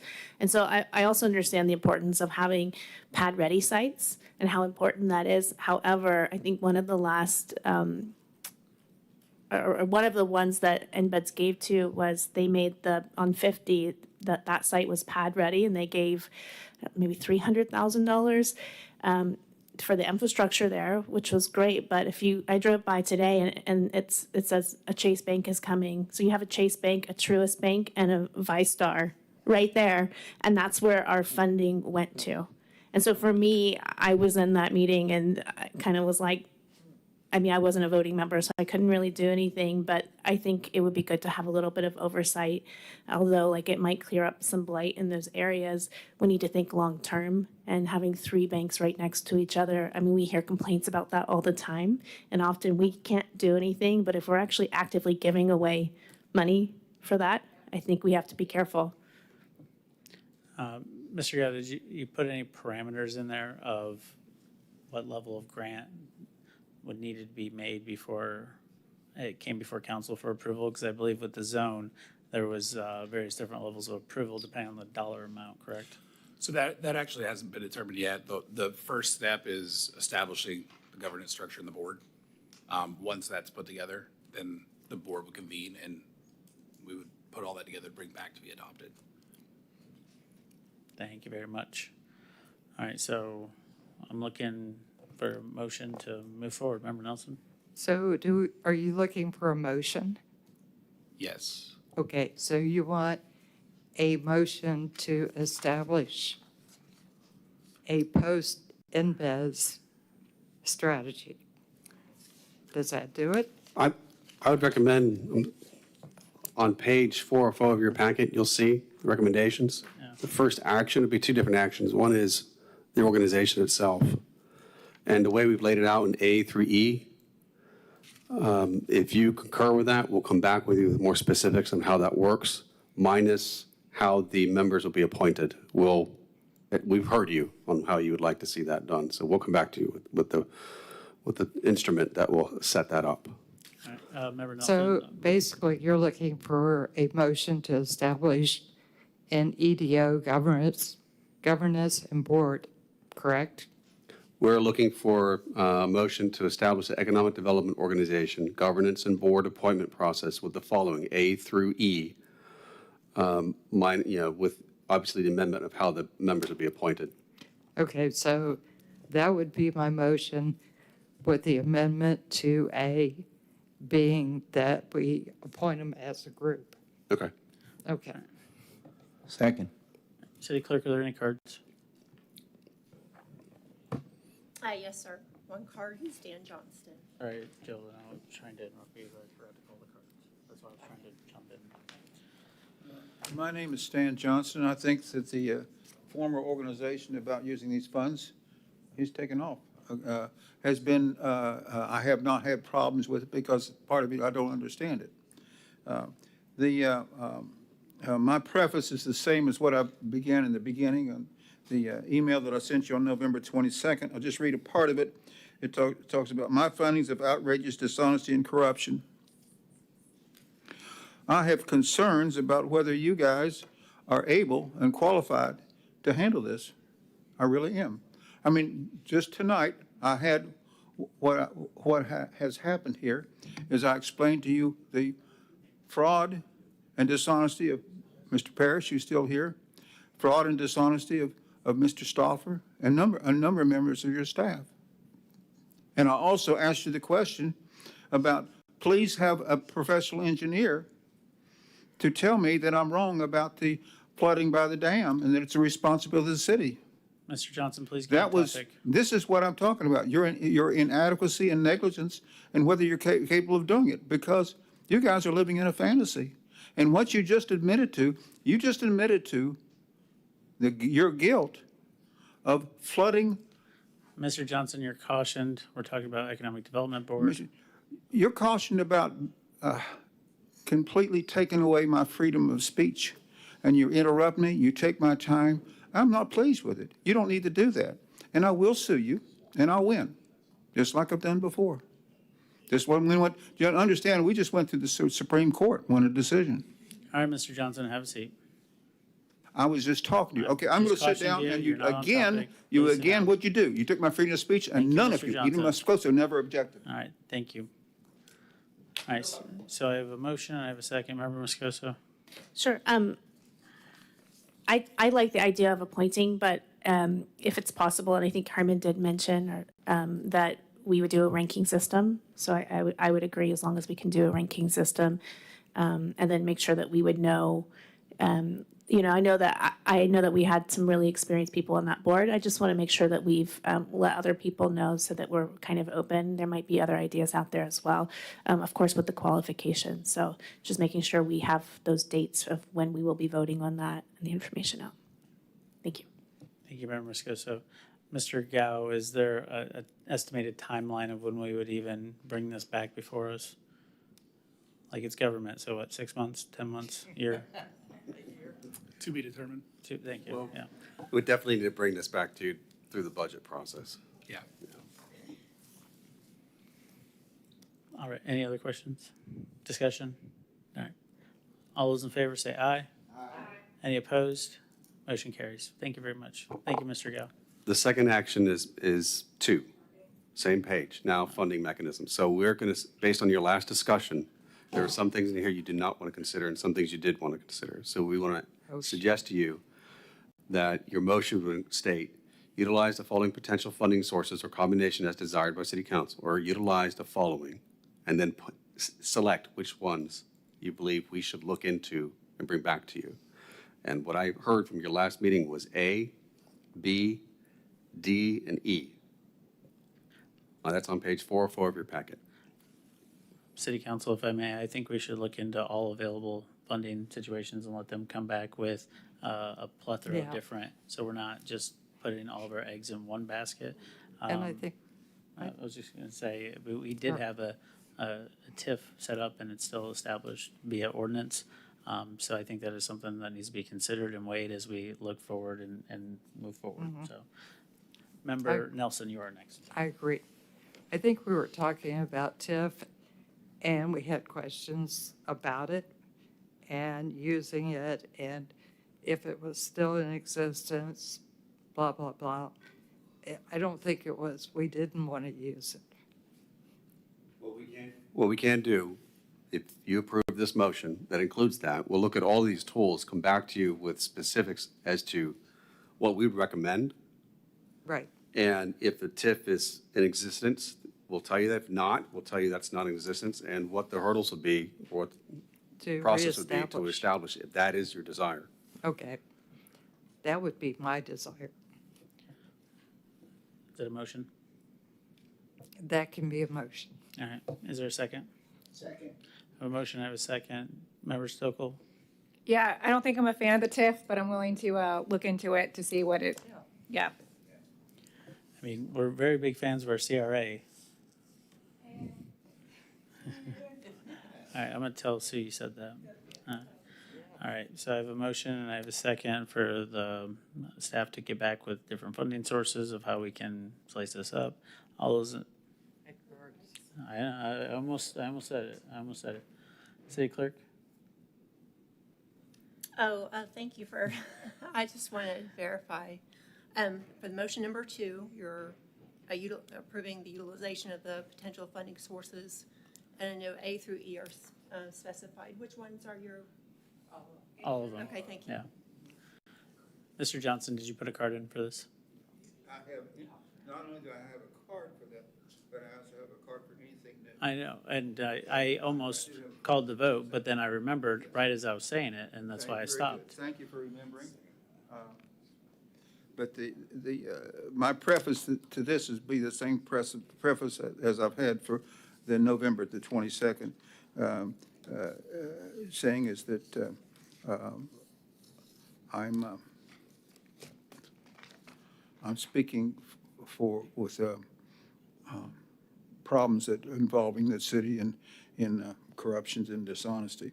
But on this one, I won't take my 3 minutes. What I'm going to say is that I'm disappointed in what just happened, is that my time was taken away, 1 minute and 20 seconds was taken away, and I'll leave soon. But I think you're going about the wrong way, and the city is rewarding dishonesty and fraud. It's not, rewarding dishonesty and fraud here and the other places. It's a bad choice. Bad choice. Thank you. Thank you, Mr. Johnson. All right, I have a motion, I have a second. The cards have been called. All those in favor say aye. Aye. Any opposed? Motion carries unanimously. Thank you again, Mr. Parrish, Mr. Gao. City Manager. Yes, sir. Moving on to item 12, new business. 12A is the selection of a vice mayor, and the action is to nominate and select a vice mayor. Thank you very much. City Clerk, are there any cards? Yes, sir. Stanton Johnston, 1 card.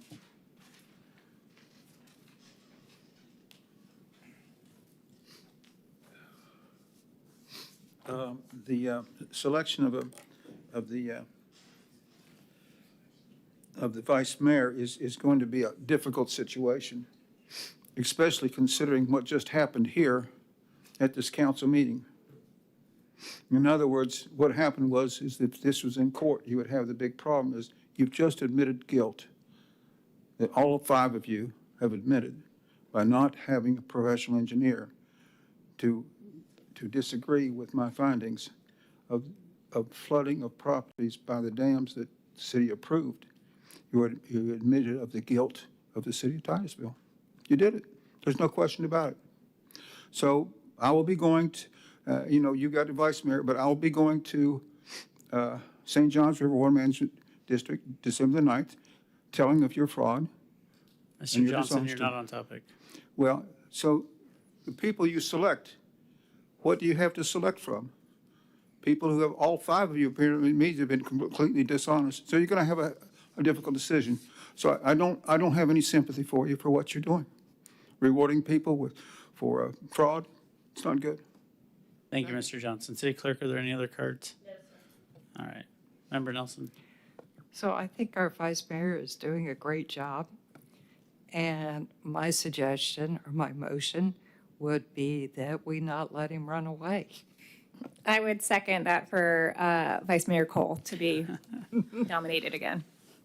I have a motion, I have a second for Vice Mayor Cole to remain Vice Mayor Cole. Discussion, Member Moscoso.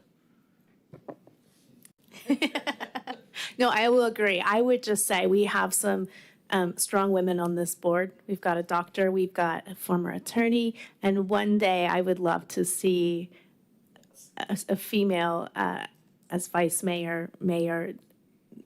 So just saying that. But Herman, you're doing a great job. We appreciate you. Well, I appreciate the confidence that you have, and I thought I was going to be changing seats in the middle of the meeting, but I guess not. Thank you, guys.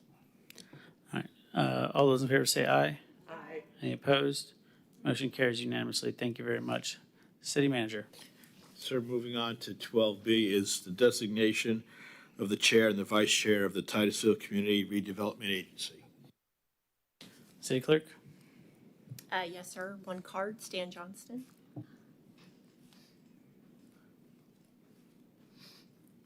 My preface that our city clerk holds applies to this item also. And first of all, I question whether this should be done with the CRA agency because you're exempting the vote of the two people who are also on the CRA. Is that a problem? Can you do that without their participation? CRA operates under the City Council. CRA operates under the members of the CRA. They make decisions. There's two people that are here that are on the CRA that aren't making this decision. So I'm asking that. So what you can do is do what you want to, and you can find out later whether you're legal or not. Because as far as I can see, I don't think you have the legality to do that. In other words, you're excluding them from the vote. How does that make sense? They're a member of it, but they're not allowed to be chair or vice chair or vote on the chair or vice chair. Maybe you can select them as chair or vice chair, but they can't vote on it. How could that be fair? How can that make sense? They're not equal members of the CRA. In other words, they're like second-class citizens. I don't think that's right. But nobody's going to agree with me. Nobody here is going to agree with me, and nobody's going to have a PE defend you for not flooding the properties. Nobody's going to do it. So I don't have any sympathy for you. Go ahead and do what you want to on this. But as far as I can see is you guys are crooked, and you're living in a fantasy. Bye. Thank you. Thank you, Mr. Johnson. Member Moscoso. Stan, I would agree. I just want to know what our attorney thinks about that. She's. I would have to research the issue. Under new business, it's saying council will designate the chair and vice chair of the CRA. So I'd have to research the code. I don't know it off the top of my head as far as if it's at the CRA meeting that it's designated or at a council meeting such as this. Okay, thank you. Member Nelson. Ordinance number 8-2016 resolution says that we are supposed to do it. I'm sorry. We- Was it a resolution? It's a resolution. A resolution? Mm-hmm.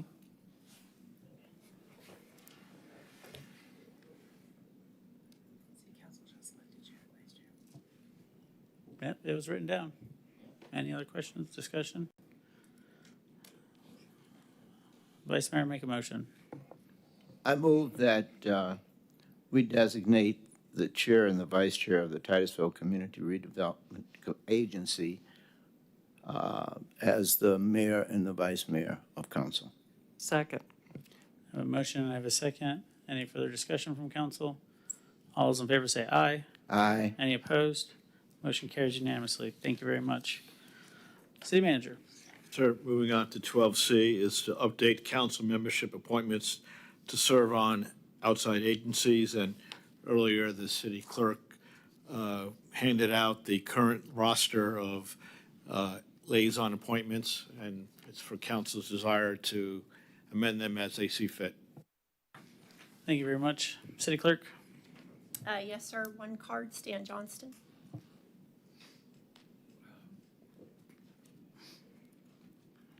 My name is Stan Johnston. I've been here for about 54 years, and I have opposed this repeatedly, what you're doing. And the thing is that you can't seem to handle the work that you have, and you're giving these duties somehow by yourself or something like that. So if I were on the council, what I would do is I'd say no to all of that, because there's so many problems you're not working on. You're wasting your time, and you're not working on important things, like, for example, flooding of these families, of these homes on Temple Drive. Please be advised again, this was a subject for councils that you inherited from 1985. Point of order, Mr. Mayor. This is for us to update the list of outside agencies that we work with, such as the Yes. transportation, the affordable housing. It has nothing to do with what you're talking about. Maybe I'm wrong. You are. I could be wrong. You but are. I think Hold on. because some of Mayor? these, like what Sarah Stokel Hey. works on, so maybe I'm wrong. Real quick. The mayor, per our rules, determines whether somebody's on topic. I do not think you're on topic. I'm going to Yeah. ask you to stay on topic, which Okay. is where we should go and who we should represent Titusville to. Well, that's what I'm thinking, is that maybe I'm wrong, but I thought there's a whole bunch of things like League of Cities and so forth. Aren't those part of what's going on? You're going to distribute duties to different people on different agencies and so forth? We represent Titusville for the city, to the League of Cities, to the Florida League of Cities, the Space Coast League of Cities, Space Coast Transportation Planning Organization, North Brevard Commission on Parks and Rec, Economic Development Commission, the former North Brevard Economic Development Zone, and the Affordable Housing Committee. Well, the thing is, you guys don't really have enough time. And I'm saying it appears to me to do this because it seems like you've been forced to do this. And the reason to do it is the government is inefficient. You don't have time to make genuine decisions. But, and I've done this repeatedly, is that how in the world can you do all these other things and you miss the core values like that? For example, what I just explained to you. I'm against what you're doing. I am very much against it. All these duties that you're given.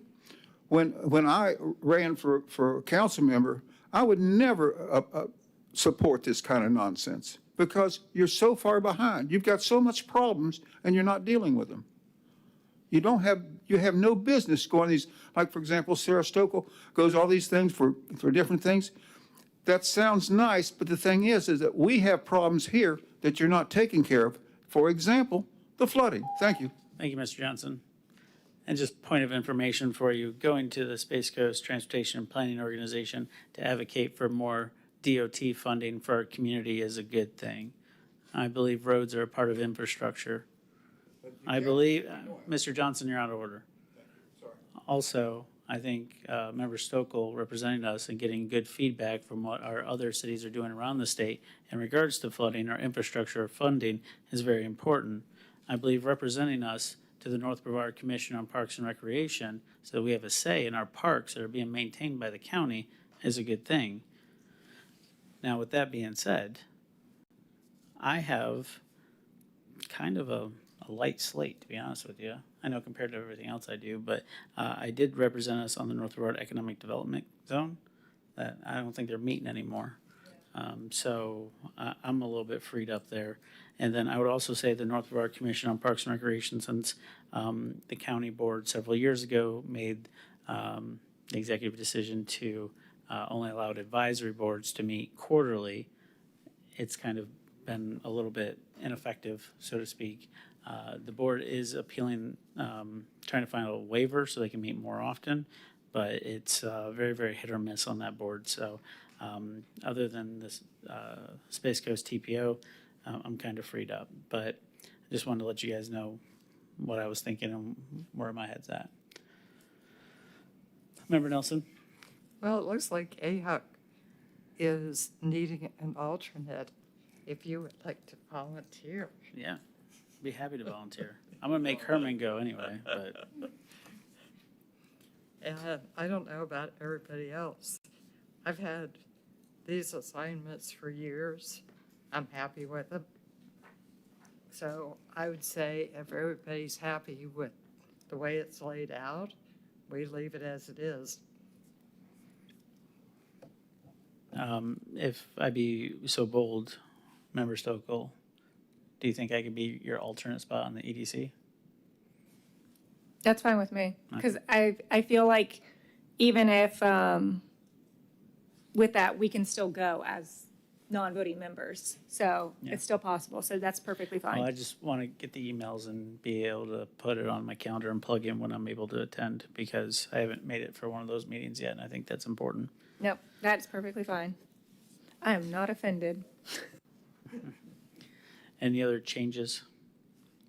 All right, so Member Moscoso. Sorry, did you say that you would be on the Affordable Housing Advisory Committee Yeah, as an alternate. as an alternate? Okay. Yeah, it's currently not assigned unless you wanted it. I mean, I'd be happy to take it, but if you want it, it's up to you.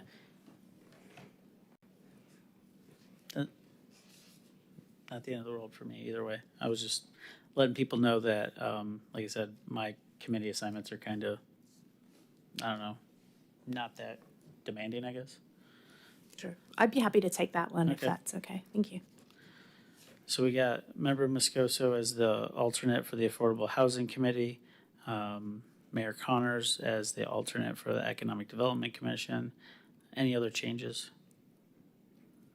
All right. City Clerk, you got the changes? Good. Yes, sir, I think I do. That was just the change up on the EDC, now going with mayor as the non-voting member. And then on the Affordable Housing Committee, the unassigned spot will go to Member Moscoso. Sounds good. All those. Wait, I had a question. Oh. I know there was some confusion, I think at the last meeting, Mayor, when you came to our Space Coast League of Cities and you thought you were the alternate and it's Yeah. actually Herman. So I don't know if you guys want to keep that. I think Megan's doing a great job as being the current member, but I didn't know if you guys wanted to change who's the alternate on that one, or Herman likes it, or what, if you guys wanted to talk about that. All right, so, yeah, there was some confusion. So apparently I'm the alternate for the Florida League of Cities, and I showed up and I was just like, hey, I'm pretty sure I'm the alternate, but. Yeah. And that, just to be clear, the Florida League of Cities, that's the annual conference where we do need a voting delegate there at the August meeting at the state level, but then the Space Coast League meets monthly, and if Megan can't make it, somebody does need to be there to vote. And we oftentimes will ask for other people that might want to serve on an additional board, and our regular members get priority, and then it goes to alternate. So the alternate is an important position. So what you're saying. That's up to you What guys. you're saying is you want me to do it instead of Herman, right? Okay, I'm not saying that.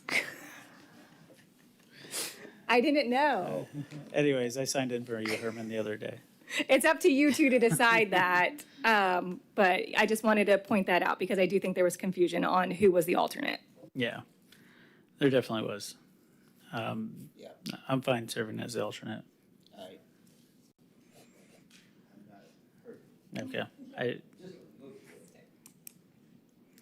right, City Clerk, so Mayor Connors will be the alternate for the Space Coast League of Cities. Seeing no other changes, just those three, can I have a motion to approve the slate? Motion to approve. Second. I have a motion and I have a second. All those in favor say aye. Aye. Any opposed? Motion carries. Thank you very much. City Manager? Yes, sir. Moving on to item 12D is the strategic planning special meeting guidance for actually FY '27. As you know, the real kickoff of the budget year is when council provides strategic planning guidance to staff to formulate the budget. In the past, we've done it under various different methods. Most often, we have a community conversation and then a follow-up meeting between council and the ELT facilitated by a third party. So we're looking to kick off the process in January, February as part of the initial FY '27 budget. And we're looking for council direction on how you want to do this year's strategic planning. Vice Mayor? You know, I used to come to the meetings that we would have on Saturday before I was on council. And once I got on council and came to the meetings, I thought the meetings were pretty effective. The Saturday morning meetings where we invited everyone and Christine Baki chaired it, I felt they were very productive. We did a survey last year and, I'm not sure how effective our survey was. I mean, we tried that. But my vote would be to reinitiate our Saturday morning meeting that we have with someone as the facilitator. Thank you, Vice Mayor. Member Stokel? Yes, I'm leaning toward that direction as well. I do feel like we should still try to utilize Flash Vote for supplemental information if we can. And then I think the Saturday morning format, or if we wanted to tweak it a little bit, I think it would be good. I know it's been mentioned too to hopefully have a town hall. I would like to do something where citizens feel heard at one big event, I think would be better. And then from that also, once we do that portion, I kind of am thinking about us tweaking a little bit about what we do as a council to maybe look at, I know we had 5 goals, we now have shifted to 6, but maybe coming up with some like clear initiatives or some measures that we want to set. And I'm thinking through, it seems like almost every meeting we have some type of advisability for staff. And I think that if we can, as a council, collectively say, our top priority is going to be our wetlands and flooding, or our top priority is going to be this. And I think we do say that with like the lagoon. But I feel like if we attach numbers to it and we kind of hold each other accountable to say, hey, let's stay focused on this thing, I think it will help us to kind of keep those goals at the forefront. So one, I do agree with you on the format. I really want citizen input in some type of big event fashion, and then for us to be a little bit more strategic when we kind of say what our priorities are. Thank you, Member Stokel. City Manager? Certainly, we want to, if council decides to go with that format with a community conversation on a Saturday morning, it would be a kickoff. We would have an executive summary of all 6 flash vote surveys to provide some background. And of course, we certainly would like some prioritization of all the different goals and objectives, because there's so many of them, and sometimes we don't equal effort on them, and to know which ones are the highest priority will help us allocate the resources. Thank you, City Manager. As I was thinking about this, I kind of had the thought is we rarely as council get a chance to just have a dialogue. Like what our priorities are, how we think tactically we can get there, what partnerships or relationships we can form to help better our city. And I was kind of envisioning the 5 of us sitting down there and just face to face, kind of talking it out in a strategic planning workshop. I mean, think about how you guys do it as a college. You get up on a whiteboard, you write stuff down. And but I think the public having input is definitely important. But at the end of the day, we should also be able to have that discussion as well. And oftentimes we're not able to have those conversations because of the limited amount of times that we meet. So, I mean, I'd be all for a Saturday thing, but I think it would be important for us to at least do that. And maybe have a spirited conversation or debate of what is more pressing. Is it the lagoon? Is it trees? Is it flooding? Yeah, is it flooding, wetlands, but again, we all can say these things in terms of goals, but tactically, how are we getting it done? And I feel like that's what's missed with a lot of, political grandstanding by politicians is, we're gonna do all these things, like, we're gonna cut property taxes. And now you see them trying to figure it out and they have no idea how they're gonna do it. They proposed like 10 different laws to do it. And now they feel pressured into doing something. But I think it's really important that if we make priorities, we should also come up with some solutions of tactically how do we get it done.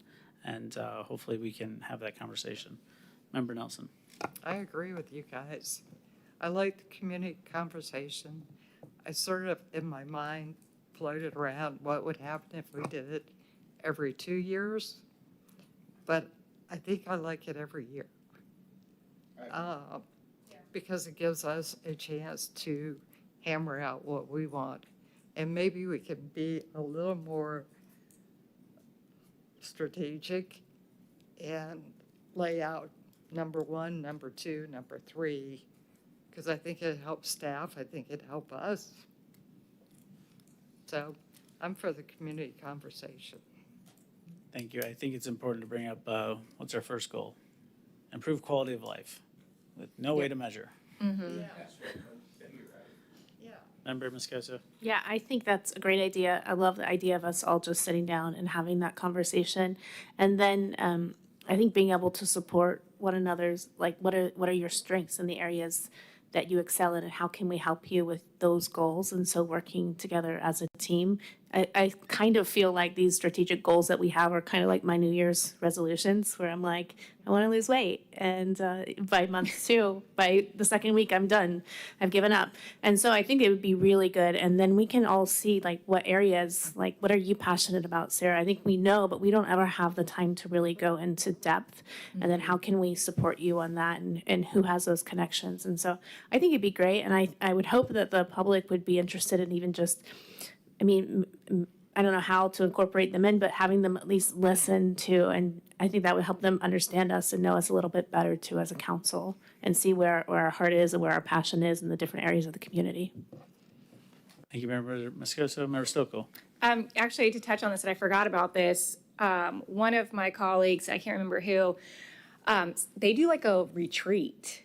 And they do notice it, and they go, and I don't know where they go exactly, and they notice it, so people could show up and stuff, but they say that really helps them to bond and really work through some of these hard discussions, kind of what you're saying there. So even if we wanted to make it some type, like have food, or, you know, make it a little bit more fun, and if the public wants to sit and watch our, you know, what we discuss, I think that's great.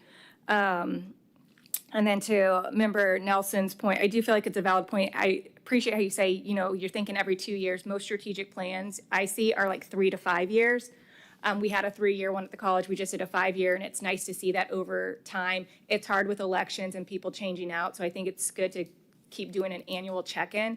But I do think it's important for us to think like long-term, and what would be those consistent values that we see our community wanting that we can hopefully keep, and then just do those check-ins. All right, well, we had a good discussion, but any clear direction? I just want to make it clear, whatever motion is made, make it clear so that we can have discussion and tweak if necessary. Member Stokel?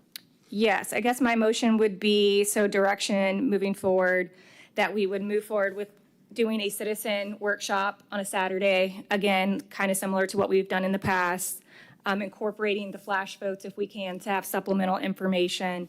And then in terms of moving forward, I think the difference would be of what we're talking about here. We used to have a facilitator kind of guide us through what the report is of the citizens component, but we would like to kind of be more down here, not up here, and have more time to really strategize what we want to do. And I don't know if that would include a facilitator, quite frankly, with what I'm thinking in my head.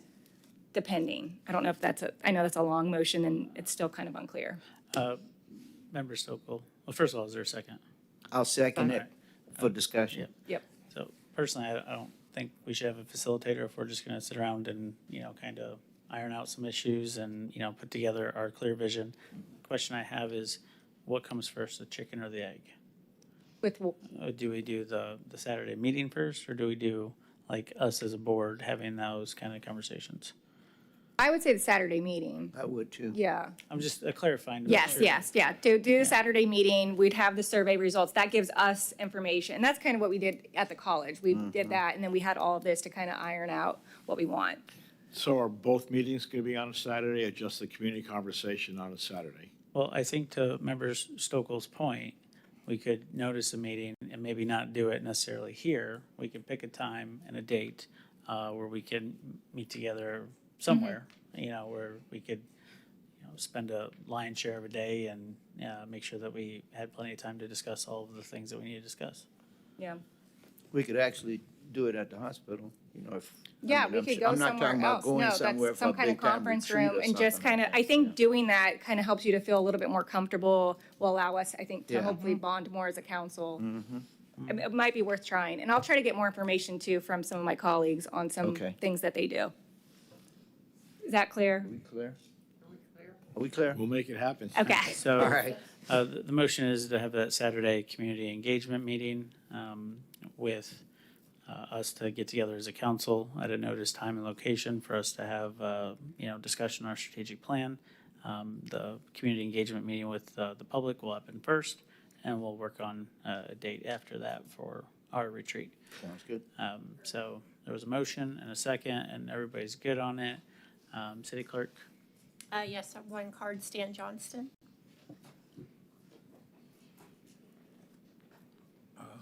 My name is Stan Johnston. I gave you a preface that is not very complimentary at all. But as far as strategy goes, it appears that the strategy that you have established in those types of meetings that she is recommending is nonsense because it doesn't get things solved. And I've told you this, for example, like this issue about flooding properties has been going on for 40 years, these dams, 40 years, and you've inherited, and you're doing the same thing. Your strategy is this. Your strategy is you're going to do everything you can to cover up cities' cover-up of cover-up of cover-ups. You not only did it with flooding of homes, but you did it with spraying people with sewage. Mr. Johnson, you're on And, topic. and you You're did it. cautioned. No, here's what I'm saying is, for example, I'm a professional engineer, and you've got over 5 professional engineers. And if you could get one professional engineer to say, for example, it's illegal, it's harmful to spray people with sewage, you would have stopped it. And All it right, went Mr. on Johnson, I cautioned you. Please have a seat. I'm giving you, I just thought I was in, okay, so I'm being cautioned to leave You were because I'm cautioned. talking about your Please have a thinking. seat. And so I'm leaving, I've Thank got you. 1 minute and 40 seconds that you took away from me. City Clerk, is there anybody else? I disagree with what you're doing. All right. There's a motion and a second. All those in favor say aye. Aye. Any opposed? Motion carries. Thank you very much. Now we're to the point of the meeting, petitions and requests from the public, present non-agenda items. Anybody like to say anything? Seeing none, now we're on to mayor and council's report. I just have one item I'd like to bring to your attention. We have a Titusville service member who was killed in combat, Private Irving Simmons. He was actually awarded a Congressional Gold Medal posthumous. I can never say that word. How do you say it? Yeah, exactly. Posthumously. Yes. Yeah. There is a nonprofit organization that works with veterans and putting together a replicable display of the service member's uniform along with the medal. And as this person is from Titusville, I was asked to see if we could maybe do a display like that within the city hall. So I put it before you guys.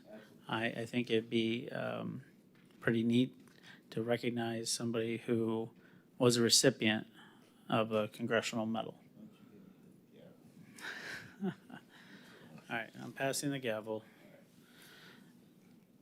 I move that our city manager work with this veterans nonprofit group. I'll get the name for you. The guy's name is Jerry Vaughn, who will make a replica display of the Private Irving Simmons uniform along with the congressional medal that he was awarded as a memorial to him within City Hall to be displayed, to be determined. That's my motion. Do we have a time limit on it?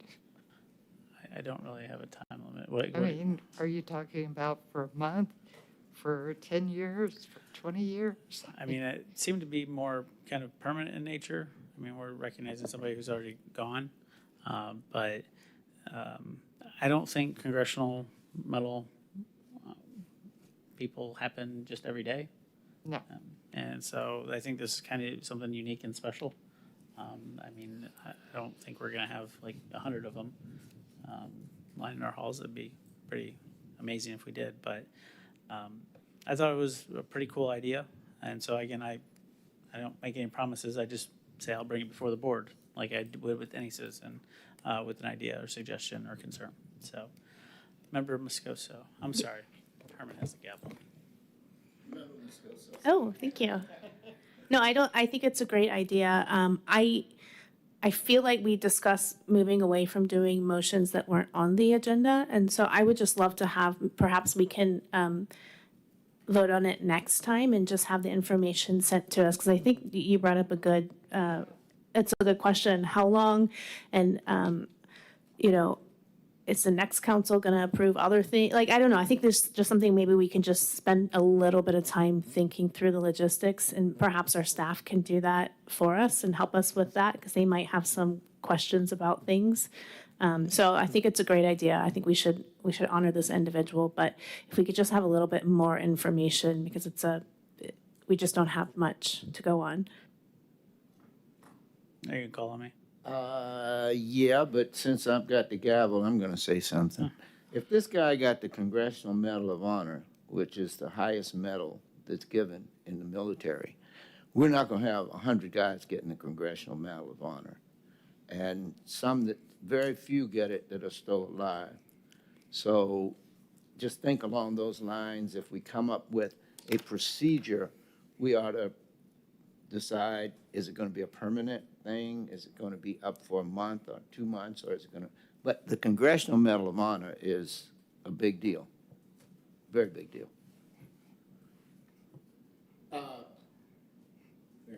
Thank you. Again, I just brought it before the board. Herman said, pass the gavel and make the motion, so I did. But with that being said, I believe what I said was is ask staff to work with this individual to figure it out, right? I didn't say I had all the answers. It was just about them working and finding those details out, and I'm sure they can bring it back before us. Okay, did we get a second? No, Member Nelson. Well, sorry, Well, do we even need to vote if we're just asking staff to do that? For advisability, yes. We do need to vote on that. yeah. Okay. Absolutely. So, I got a call. I know, right? Member Nelson. so are you amending your motion to ask for advisability?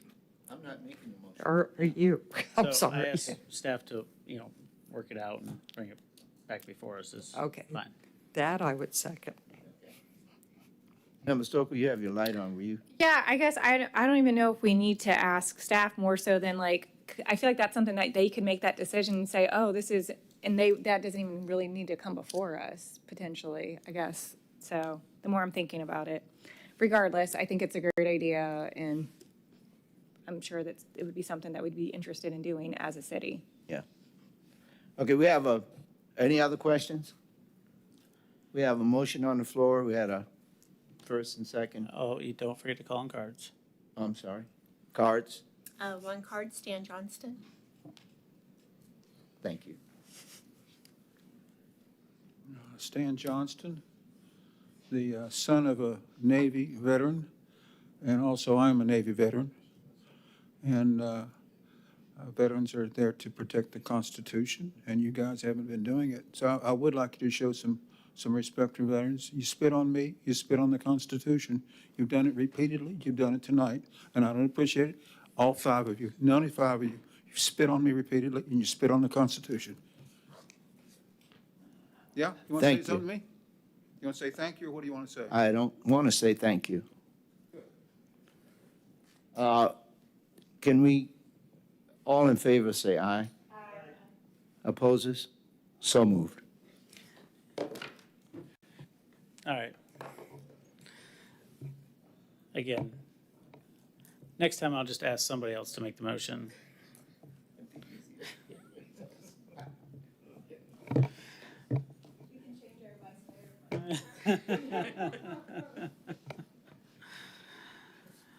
All right. Thank you very much, council. I thought it was a great way to honor one of our veterans here in Titusville that did something pretty special. With that being said, Vice Mayor Cole. Okay, in my report, I want to apologize because I let something slip by that I didn't mean to slip by, and I was going to ask questions on it. On our task order for the $150,000 feasibility, I just have some thoughts on that. What I think we should do is get a letter of intent to them, because this property is for sale. And I would hate for us to go out on a contract for $150,000 and somebody else buys it. I think it's for sale for about $15.5 million or something like that. So if we could get some kind of letter of intent so we can do due diligence, and basically they can't sell it for the 90-day period or however long we would need to complete that, because I would hate for us to go do a due diligence and spend that money and somebody else buys it. Thoughts? City manager? Sir, I've been in contact constantly with the owners and also the realtor, and they've assured me that we will have the first right of refusal regarding the acquisition of the property. And, my intent is to call them tomorrow and tell them that, I have the authorization to proceed with due diligence, give them an expected timeline, and get assurances. I don't know legally if we should send a letter I think of we ought to intent have a till we letter of really know. intent. City Attorney, don't you think we should have something binding? Because we can have a handshake, but if somebody offers them $20 million, all of a sudden we've spent 150 and we have nothing.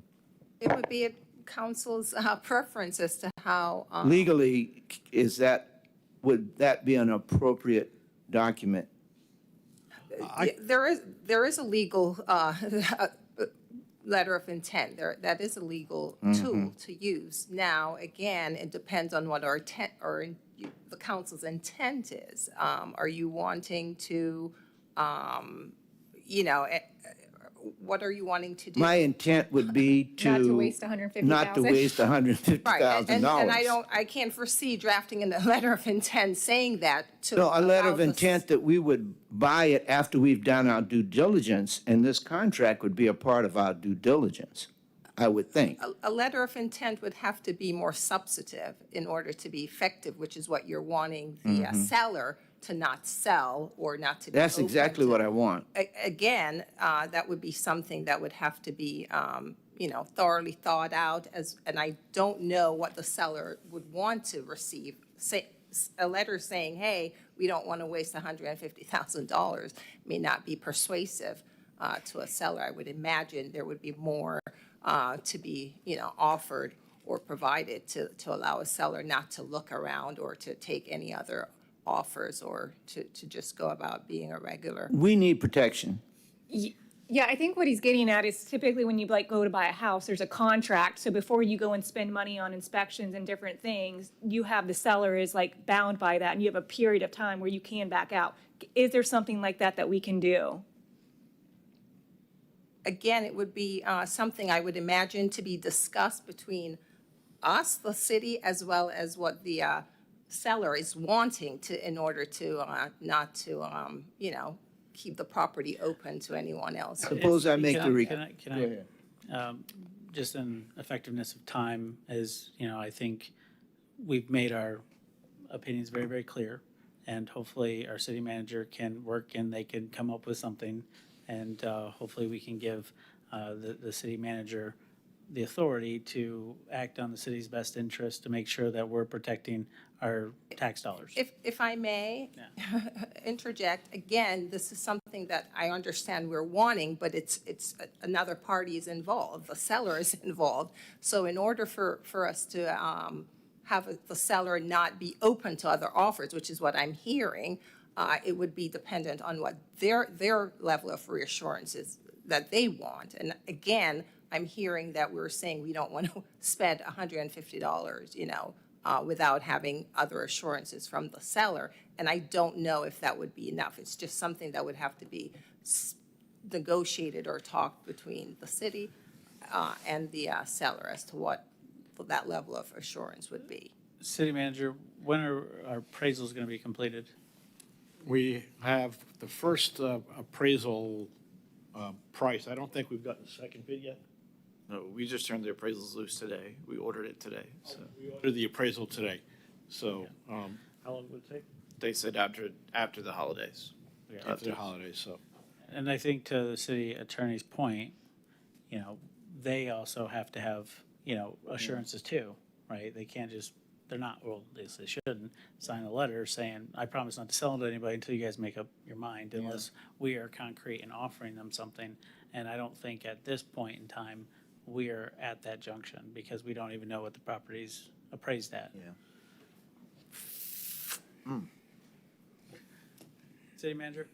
Yeah, I will call the realtor and the owner tomorrow and you know, inform him of our situation and get his expectations as far as what he would require in order to allow us to continue with our due diligence and not get, bought out by another entity. And I can report back on that. But, Okay.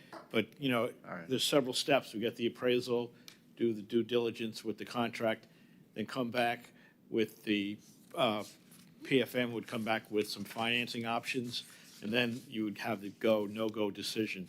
So I think that could be done hopefully with the next few months after the first of the year. That's my goal. Obviously, my understanding is the Police Hall of Fame is anxious to divest that property and get out from under that. So we would have to move with, pretty good speed, and that would be my intent. But I will contact the owner tomorrow and find out his expectations and to ensure him that we are moving as quickly as we can. Okay, the second thing that I just wanted to comment on was that the community engagement that we had last Wednesday, I believe. We had 60 people there, and the police department put on a great presentation, and it was well received. And no one's here, but from the police department, but just please pass on that it was well received. And when you think that was the first one we've done and they had 60 people there, I think that's excellent. So thank them for me. Okay. Thank you, Vice Mayor. Council? Member Stokel? Yeah, I had a few comments and some questions. One, I know we got emails based on the concrete plant, and I was wondering if we could get an update on what's happening with that. Obviously, we've had numerous complaints over the last 6 months. We've had, Glenn's not here, but we've had code enforcement out several times. We are in the process of strengthening the ordinances and drafting some regulations for council consideration to ensure that their operations don't continue to, further pollute the river and the surrounding area. Kevin, do you want to comment on some of the issues with that? Yeah, so both us and DOT have an MPDS permit, which regulates any pollution entering a stormwater system. So Sandy inspected the area, saw that as the source of what was reported. So two parts of that, we'll work with Glenn for us. We also can turn it to DOT. It impacts their system too.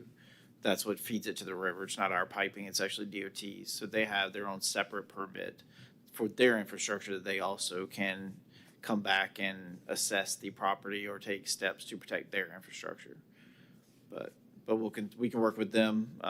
They'll bring out their inspectors. They'll handle their side of it, which they have a little more teeth than even our code enforcement has if it's impacting their infrastructure. Do we know what we can do to make sure they don't do it? So what happens if, they keep doing this? What recourse do we have? Oh, that's where Glenn and his group would have to come in as far as Is citing it them. fines and Yeah. potentially getting shut down? I imagine DOT can come forth with that, impacting both their roadway. If you've been by, it gets a lot of silica sand on it, gets a lot of dust and debris, and impacting their stormwater system. They can probably pull their access management permits and so forth.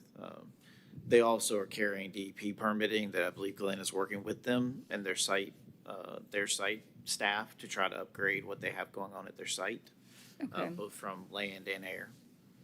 Okay. And I don't know if you guys were on council yet when that got approved, but I remember when we voted on the approval, and it was a very controversial item, and those of us that were on council were assured it would be fined, it would be contained. So when I saw that, I was very angry.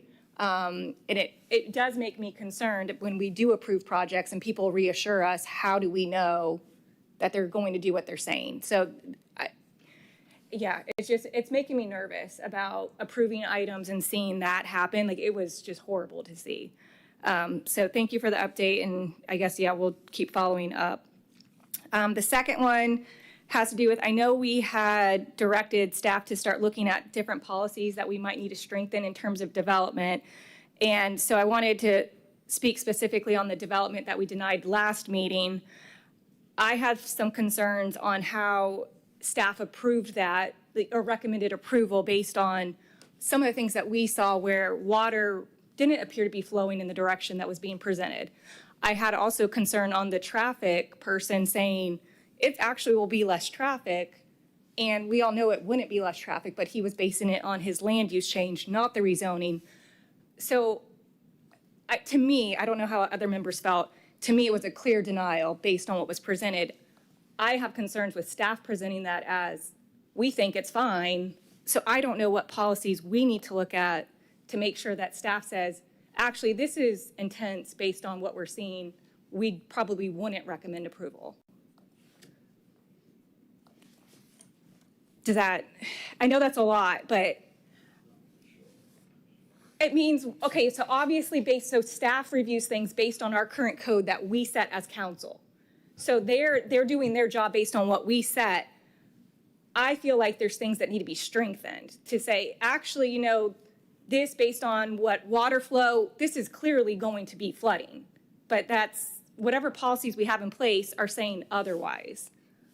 That's kind of what I'm looking at, is what can we as council kind of review or look at to say, making sure that things are okay. Again, I'll give Brookshire as another example. We approved Brookshire. We were assured, staff approved it, we approved it. It's clearly flooded and has issues. So something needs to change within our code for us to be able, I think, to make informed decisions. And I don't know what they are. It's hard to answer your question because the development that was recommended for approval was a zoning question. It wasn't a site plan, so we did not have engineered plans. What we had was primarily maybe 30% of their plans concept. Okay. So they couldn't prove that they were going to cause an issue. They are required, and they demonstrated in the presentation to you, that they would have to actually retain more than what is actually flowing off that property as a result of the development. They can't create an adverse impact. And the only way to do that is to adhere to the code, adhere to the standards with engineering studies, with the drawing, the engineering drawings, basically. They have to prove and demonstrate that. And if they can demonstrate that on paper and on the reports, we're obligated administratively to approve it. So what we had, though, was a rezoning. So you evaluated that particular question, that particular application, based on the land use, whether it's consistent with the comprehensive plan, and whether the zoning was appropriate. If that was approved, we would have to come back and look at it from an administrative level, the engineering level, which doesn't come to you. So I'm not sure if there's something specific about that particular process that you would like to evaluate. If you want to. So I guess maybe you said you guys looked at like probably 30% of it. Did they present to you like stormwater management where the water would remain on site that met our current code? Well, it's not proving it at the engineering level because they hadn't gone to the site plan level yet. So it is a master plan to illustrate whether it meets the criteria described in the code against the comprehensive plan and the zoning. Is what they're proposing appropriate So you're with zoning? more looking at the surrounding areas. Okay, so you're not looking more so at this is conservation and wetlands depending on how much pervious pavement will be there. Well, they at that particular case, they proposed to us preserving the existing wetlands by putting them increasing the area of what was conservation. So they're actually reducing the footprint of what was low-density residential as far as that land use category. So we saw that as a smaller footprint of the land use. It was actually a less intense use. But then underneath that particular land use, they wanted to utilize the existing tool that was available to them, which is the planned development zoning, which allows you to negotiate with them specific conditions and layout of how that project should be on that property. Otherwise, if it was a straightforward rezoning to one of our standard single-family zoning districts or multifamily, they would just have to, it would just be, you just approving it or evaluating it based on the highest intense use potentially on that zoning. And then they go through the rezoning. or the site plan with us. But in that particular case, they were pretty much showing their hand. This is what we want to develop, and we're going to build it according to this. And we believe we can prove it. Okay. And if you agreed with that, then they would have to go to the next step, which is the site plan. So I guess for you guys to recommend approval, you're looking at the surrounding areas, concurrency, I would assume? Concurrency, yes, we have to look at for concurrency.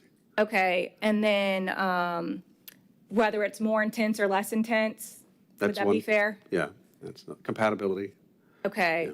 Anything else? Well, so if we see things that are potentially problematic, such as they're proposing to build in a floodplain, we may want to consider that. They didn't show that here in that particular case. Okay. There were some other previous examples where we had a PD or a plan development master plan that were proposing to do that. We recommended some additional conditions. We felt comfortable proposing that to you. In that particular case that was brought to you from the last meeting that you denied, we just did not, from a staff level, we just did not see anything in our toolbox that would allow us to negotiate further than what was already proposed. Okay. No, that makes sense. I think what gets me is, and looking at those areas are important. I guess what I start getting nervous about is at what point do we say, like, we need to stop building on wetland area or conservation? Like, we don't have enough green space to do it. And I feel like when we do these at like one particular point in time, we say, okay, based on the surrounding area, there are, residents around it. But at what point do we say, actually, we need X percentage of green space within a certain parameter and we don't have that? Like, can we do anything like that? Yes, I mean, that would just mean adopting an ordinance. Okay. Strengthening your regulations. There are several tools inside the zoning codes right now that applicants can use. There's a conservation subdivision design. There is a cluster subdivision design. A PD is something a lot of applicants like to use because that's a tailor-made zoning district. They can propose what they would like to see there. Okay. So there are several other tools that could be utilized. If you want to limit the use of the PD for subdivisions, that's something you could consider as well. Just be mindful of any new regulation is going to conflict potentially with Senate Bill 180. Well, that's my other thing, and I think that's why I'm like very passionate. This is probably the biggest thing I'm passionate about, is because I want us to try to do whatever we can as soon as possible, because I do feel like the state is going to start, I don't know what they're going to start passing, and anything that we can do to try to make sure that we protect our citizens. I do not want to see water in anybody's home ever again. Like, I don't want to see that. And my fear is if we do not become a lot more proactive and address some of this stuff, I don't know. And I do think we're going to be potentially limited by what the state does. And so I'm trying to see what would be a good compromise where, go ahead. I'm just going to respond that the last few meetings you've discussed, the three things I heard: wetlands, drainage, and storm. Yeah. And so you said that was a priority, and we took that. We understand that. So we are trying to figure out a way to respond to that. And I believe we are working, at this level to figure out how to come back to you with what we understood as part of your discussion. Okay. And see with some ideas of how you'd like to go forward with that. Okay. But I think you had several discussions about wetlands, stormwater, drainage, and I think what I heard in the last few meetings was related to public infrastructure and to private development. Okay. So it was very broad. Okay. So we're going to come back to you with our understanding of what we heard and see if we can narrow down the conversation. Okay. And then this, I didn't get a chance to, I had heard that we're supposed to hear the Royal Oak project on the 9th, I believe, but then I also heard that might be getting pushed back. And Correct. if that is, I know that mailers went out. Do we pay for that? Does the developer pay for that? And then are there going to be additional mailers that are sent out to correct the date? So the applicant submits to us a fee for the application, to process an Okay. application, which includes what we believe is the average cost of processing their application, including mailers. There is embedded in that application fee the advertisement as well, and the time for staff to review their application. So yes, mailers were sent out, and then we received the request to table this. We tried hard to see if we can keep the dates as is, at least allow the public to have an opportunity to speak on this. They are going to insist and request at your meeting that it be continued to the January dates at this time, as far as I understand. Okay, and if that does, our new mailers sent out, and then will they pay another fee for that, or do? No, they won't, according to our code, there is an additional fee. We will ask them to pay for the advertisement of the hearing, because I believe it will have to be re-advertised based on the dates they're requesting, which is outside of a 30-day range. Okay. All right, and then just for updates, just be watching legislation at the state level. There was a committee meeting on property taxes last week. If you have the time, the Florida Channel, watch it.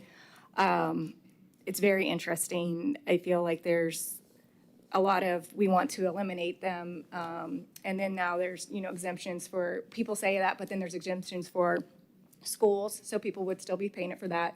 They talk about law enforcement. Well, we still want to fund law enforcement. There was a fire chief there. Well, what about fire? And they're realizing, but still, I feel like there's pressure to submit something. And then you have that going on with, I think there were 6 to 8 proposals. And then it was clear that they were going to pass them. We knew that they were going to pass them. And then still, if you watch, the governor does not like any of them. So just please be on the lookout for that. Also, I think that we just got an email about one of our grants being denied. I do feel like that might be a trend, as well as, I think that the state's really pushing, cutting funding, which I do get to a certain extent, but I think we need to, as a council, be mindful of that and what does that mean for us and our budget as we move forward. And then I mentioned it briefly earlier. If you get time, also look up the bill that was filed regarding us not being able to regulate water quality. So I'm hoping that the TEC will look at that as well. The league did already sign up and saw it as soon as it did to speak in opposition of it. So I will keep you guys posted. But I think I'm going on my 10th year now. This is the most intense time when it comes to the state and what's happening. I think especially now as we're going into election season. So if you can try to be informed on that, I'll do my best to keep you informed. And then even at our council meetings, because we can't talk outside of this, just bring up questions or things that we should look at. I feel like, to me personally, this is a top priority because we can have a lot of great ideas, but if the state doesn't let us do them, good luck. So that's all that I have right now. Thank you, Member Stokel. Member Moscoso? Sure. And legislative days is coming up in January, and so I think that we would need approval to go to that. So I sent it to Mr. Abate, and hopefully our next meeting we can get it on there, and then whoever wants to go, we can get it approved. So, and then I kind of want to piggyback off of since we have just a few minutes, it'll just take a second off of what Member Stokel was saying. I think we kind of brought this up before, but I think sometimes we do see things that the staff has approved for various reasons that maybe we wouldn't agree with. My question is, what happens whenever something is administratively approved? And we discussed this, and what recourse do residents have? Because honestly, I think the residents, they got together for this last one, and they showed us the evidence of, listen, this is false. What they're showing you is different than the way, just a simple example was the way the water was flowing. And so they were able to bring that up. But what happens when something is administratively approved? The residents really don't have recourse. Right now, my understanding is they can go to the BAA and have that appealed. And we know then the BAA, who is not elected, they decide yes or no. And if not, that's it. And so I think we discussed it before about possibly having council overseeing certain issues. If the BAA says, that's what they did with one of the issues. We don't want to do this. Could you look at it? And we decided not to. So I would like to possibly discuss that again. I know I was close to the issue, and so I no longer live on that street, so I'm not as close to the issue anymore. But I think it would be something for us to look at, because there are things that I think get approved that maybe if it came before us, we might push back a little bit more, ask for more questions, and that's nothing against the staff. They're trained to look at a certain thing, where we're also going to be taking in a lot of the input of the residents, and so that's just something I'd like to look at in the future. I don't know how we go about doing that, but. Does that conclude your report? Yeah. All right. Do you want to do your report? I just want to say happy Thanksgiving. And hope everybody eats way too much turkey and pumpkin pie. But I did want to add to what Member Stokel said. And right now, we're planning for 100-year floods. And we're having a whole lot of 100-year floods. And so is there something we can do to tighten that up? Where we're not planning for 100-year floods, we're planning for something that's happening on a regular basis. You know what I'm saying? From a development standpoint or Yeah. from a development standpoint. That would be a new regulation, so that, if that's the city council's desire. What we heard from your last few conversations was somewhat related to that, so I think what I heard was stormwater drainage Yeah. and the protection and use of wetlands in some fashion is of high priority of the city council. And so it sounded to me like you were looking for some kind of regulation to mitigate new development. To regulate, mitigate the impacts of new Yeah, development. impacts from new development, yeah. The impacts of climate change, so that we don't have the flooding. I mean, I think, we have that stormwater plan or the basin plan looking at flooding and the flow of the water. And I think that will help. But I think it's the whole town and not just the St. John's Basin. So I don't know how you guys feel about it, but I'm like, this 100-year storm is happening every year. Yeah. And so it just seems like we need to tighten it up. Thank you, Member Nelson. And I think we've given staff the direction we mean. It's just they haven't Come up had with a a chance to stormwater master plan. come back Yeah. with us. That's going to be a big undertaking, and we'll be doing that in the upcoming Okay. fiscal year. Yeah. I think that may address some of your concerns. That would be great. Yeah, the idea that we're playing with a football playbook from 1966, Yeah. as a football coach might say, but alrighty. One last thing I forgot to mention in my report, thank you to council, city, when I say city staff, I mean city manager, city attorney for stopping out at the Titusville turkey giveaway. We had a great time, gave out over 300 birds, and it was a well-received event. So thank you to North Brevard Charities, Unity Within the Community, everybody coming together, everybody doing just a little bit. And it was amazing how many turkeys got delivered to me, or people told me I got 50 turkeys for you, and I'm like, I don't know what I'm going to do with them. But we made sure they got to the right place, so thank you again. City Manager, your report. Just have two items. The first, I just, for your information, basically a letter from Mr. Wright, the owner and developer of TRD, Titusville Resorts and Destinations. He, again, is asking for renewed council support for his ongoing issue with one of his tenants, Cumberland Farms. And he's asking for the city to intervene with state and county agencies. And again, you've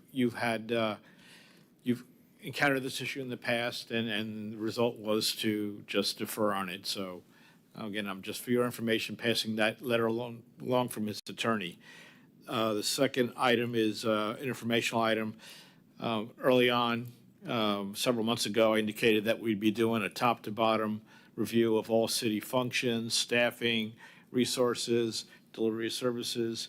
And now that I have a very competent assistant city manager, he is taking the tiger by the tail, and he's going to start in January. And our goal is to find some areas we can always look for areas we can do things better and more cost-effective, and incorporate them into the city manager's budget, and also provide you with a presentation of our findings. So that's coming attractions. I just wanted to provide you, for your information, the charter that outlines what we're going to be doing at a staff level. And that's my report. Thank you very much, City Manager. Just one question for you on your report. You listed special meetings and event, Red, White, and Boom, July 4th, Sandpoint Park, 6 to 10. I believe council gave direction during the budget hearing process that we would like to see a parade for next year for the 250th anniversary of our country. Is that being scheduled? I'm sorry, I didn't catch that. Okay, so during our budget process, we talked about doing a parade for the 4th of July. Yes, sir. Yeah, I'm on. Okay, I did not see it. Yes, A project manager assigned to that, and I don't have information for you, but I will shortly have a report on project details. Looking forward to that. I think it's going to be a great event in conjunction with the Red, White, and Blue. thank you. I was just, again, noting on your report that it just had red, white, and boom specifically with the times. So I just wanted to make sure it was on the radar and we didn't drop the ball. We'll put that on there. Thank you very much. Any other questions for the city manager? Seeing none, city attorney. Yes, I actually have something tonight. I just wanted to, as council is aware, under the charter, the council appoints the assistant city attorney, and we have an agreement that's been reached between the city, subject to council's approval, of course, between the city and an attorney. His name is David Melito. As background information, the city posted the position for assistant city attorney in September with a closing date of October 27th. We had 7 applicants, 5 of which were eligible.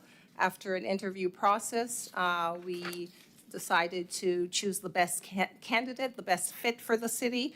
And Mr. Melito was the successful candidate. He has an extensive background in internship and legal research and just public service in local government, and I'm very excited about him. He went to UF undergrad. He did his master's, and he has his master's as an urban planner, as well as he went to FSU Law School.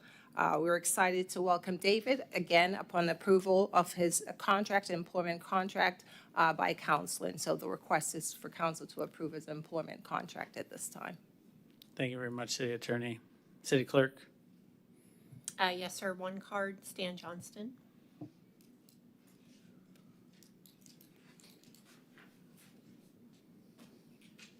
My name is Stan Johnston, and I've been around here for a while. I'm 79 years old, and I have worked for Brevard County. I worked for the city of Titusville, and I've been a veteran.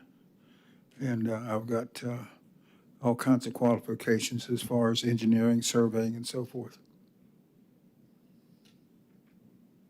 When I worked for Brevard County, there were some people who were fired. There were people who did the wrong thing, people that you wouldn't expect to be unethical. And the question is, what do you call unethical? When you're working for the city of Titusville, do you do things to cover up their errors and mistakes and their other cover-ups? Or do you do that for working for the people, the public? That is the question that should be on your mind if you're an employee of the city or county or government. Are you working for the government or are you working for the public? And there's a big difference. We had previous attorney who worked for the city. Very different than what Dwight Severs did. We had Chelsea. We have big problems because they didn't work for the public, they worked for the city. That's a big difference. I was taught that when I worked for Brevard County. There's a big difference. Right now is we have 5 commissioners in front of us, and we're still going to decide to flood properties and houses on Temple Drive. You've said that to me tonight. Mr. Johnson, you're cautioned. In what way is this time? You spit on me as a veteran. You spit on the Constitution. You've done just about everything. If you'd like me to leave, I will do it. I'll leave. All right? I'm not going to say anything else. I would like to say something as a sailor, but it's not allowed to be said in public. Thank you. Thank you. City Council. Member Nelson. This guy sounds like a great fit. So I would move to approve and accept the employment agreement for the Assistant City Attorney. Second. I have a motion, I have a second. Any discussion from council? Seeing none, all those in favor say aye. Aye. Any opposed? Motion carries unanimously. Thank you very much. With that being said, Member Nelson, please make your favorite motion. My favorite motion, motion to adjourn. We're adjourned. Thank you.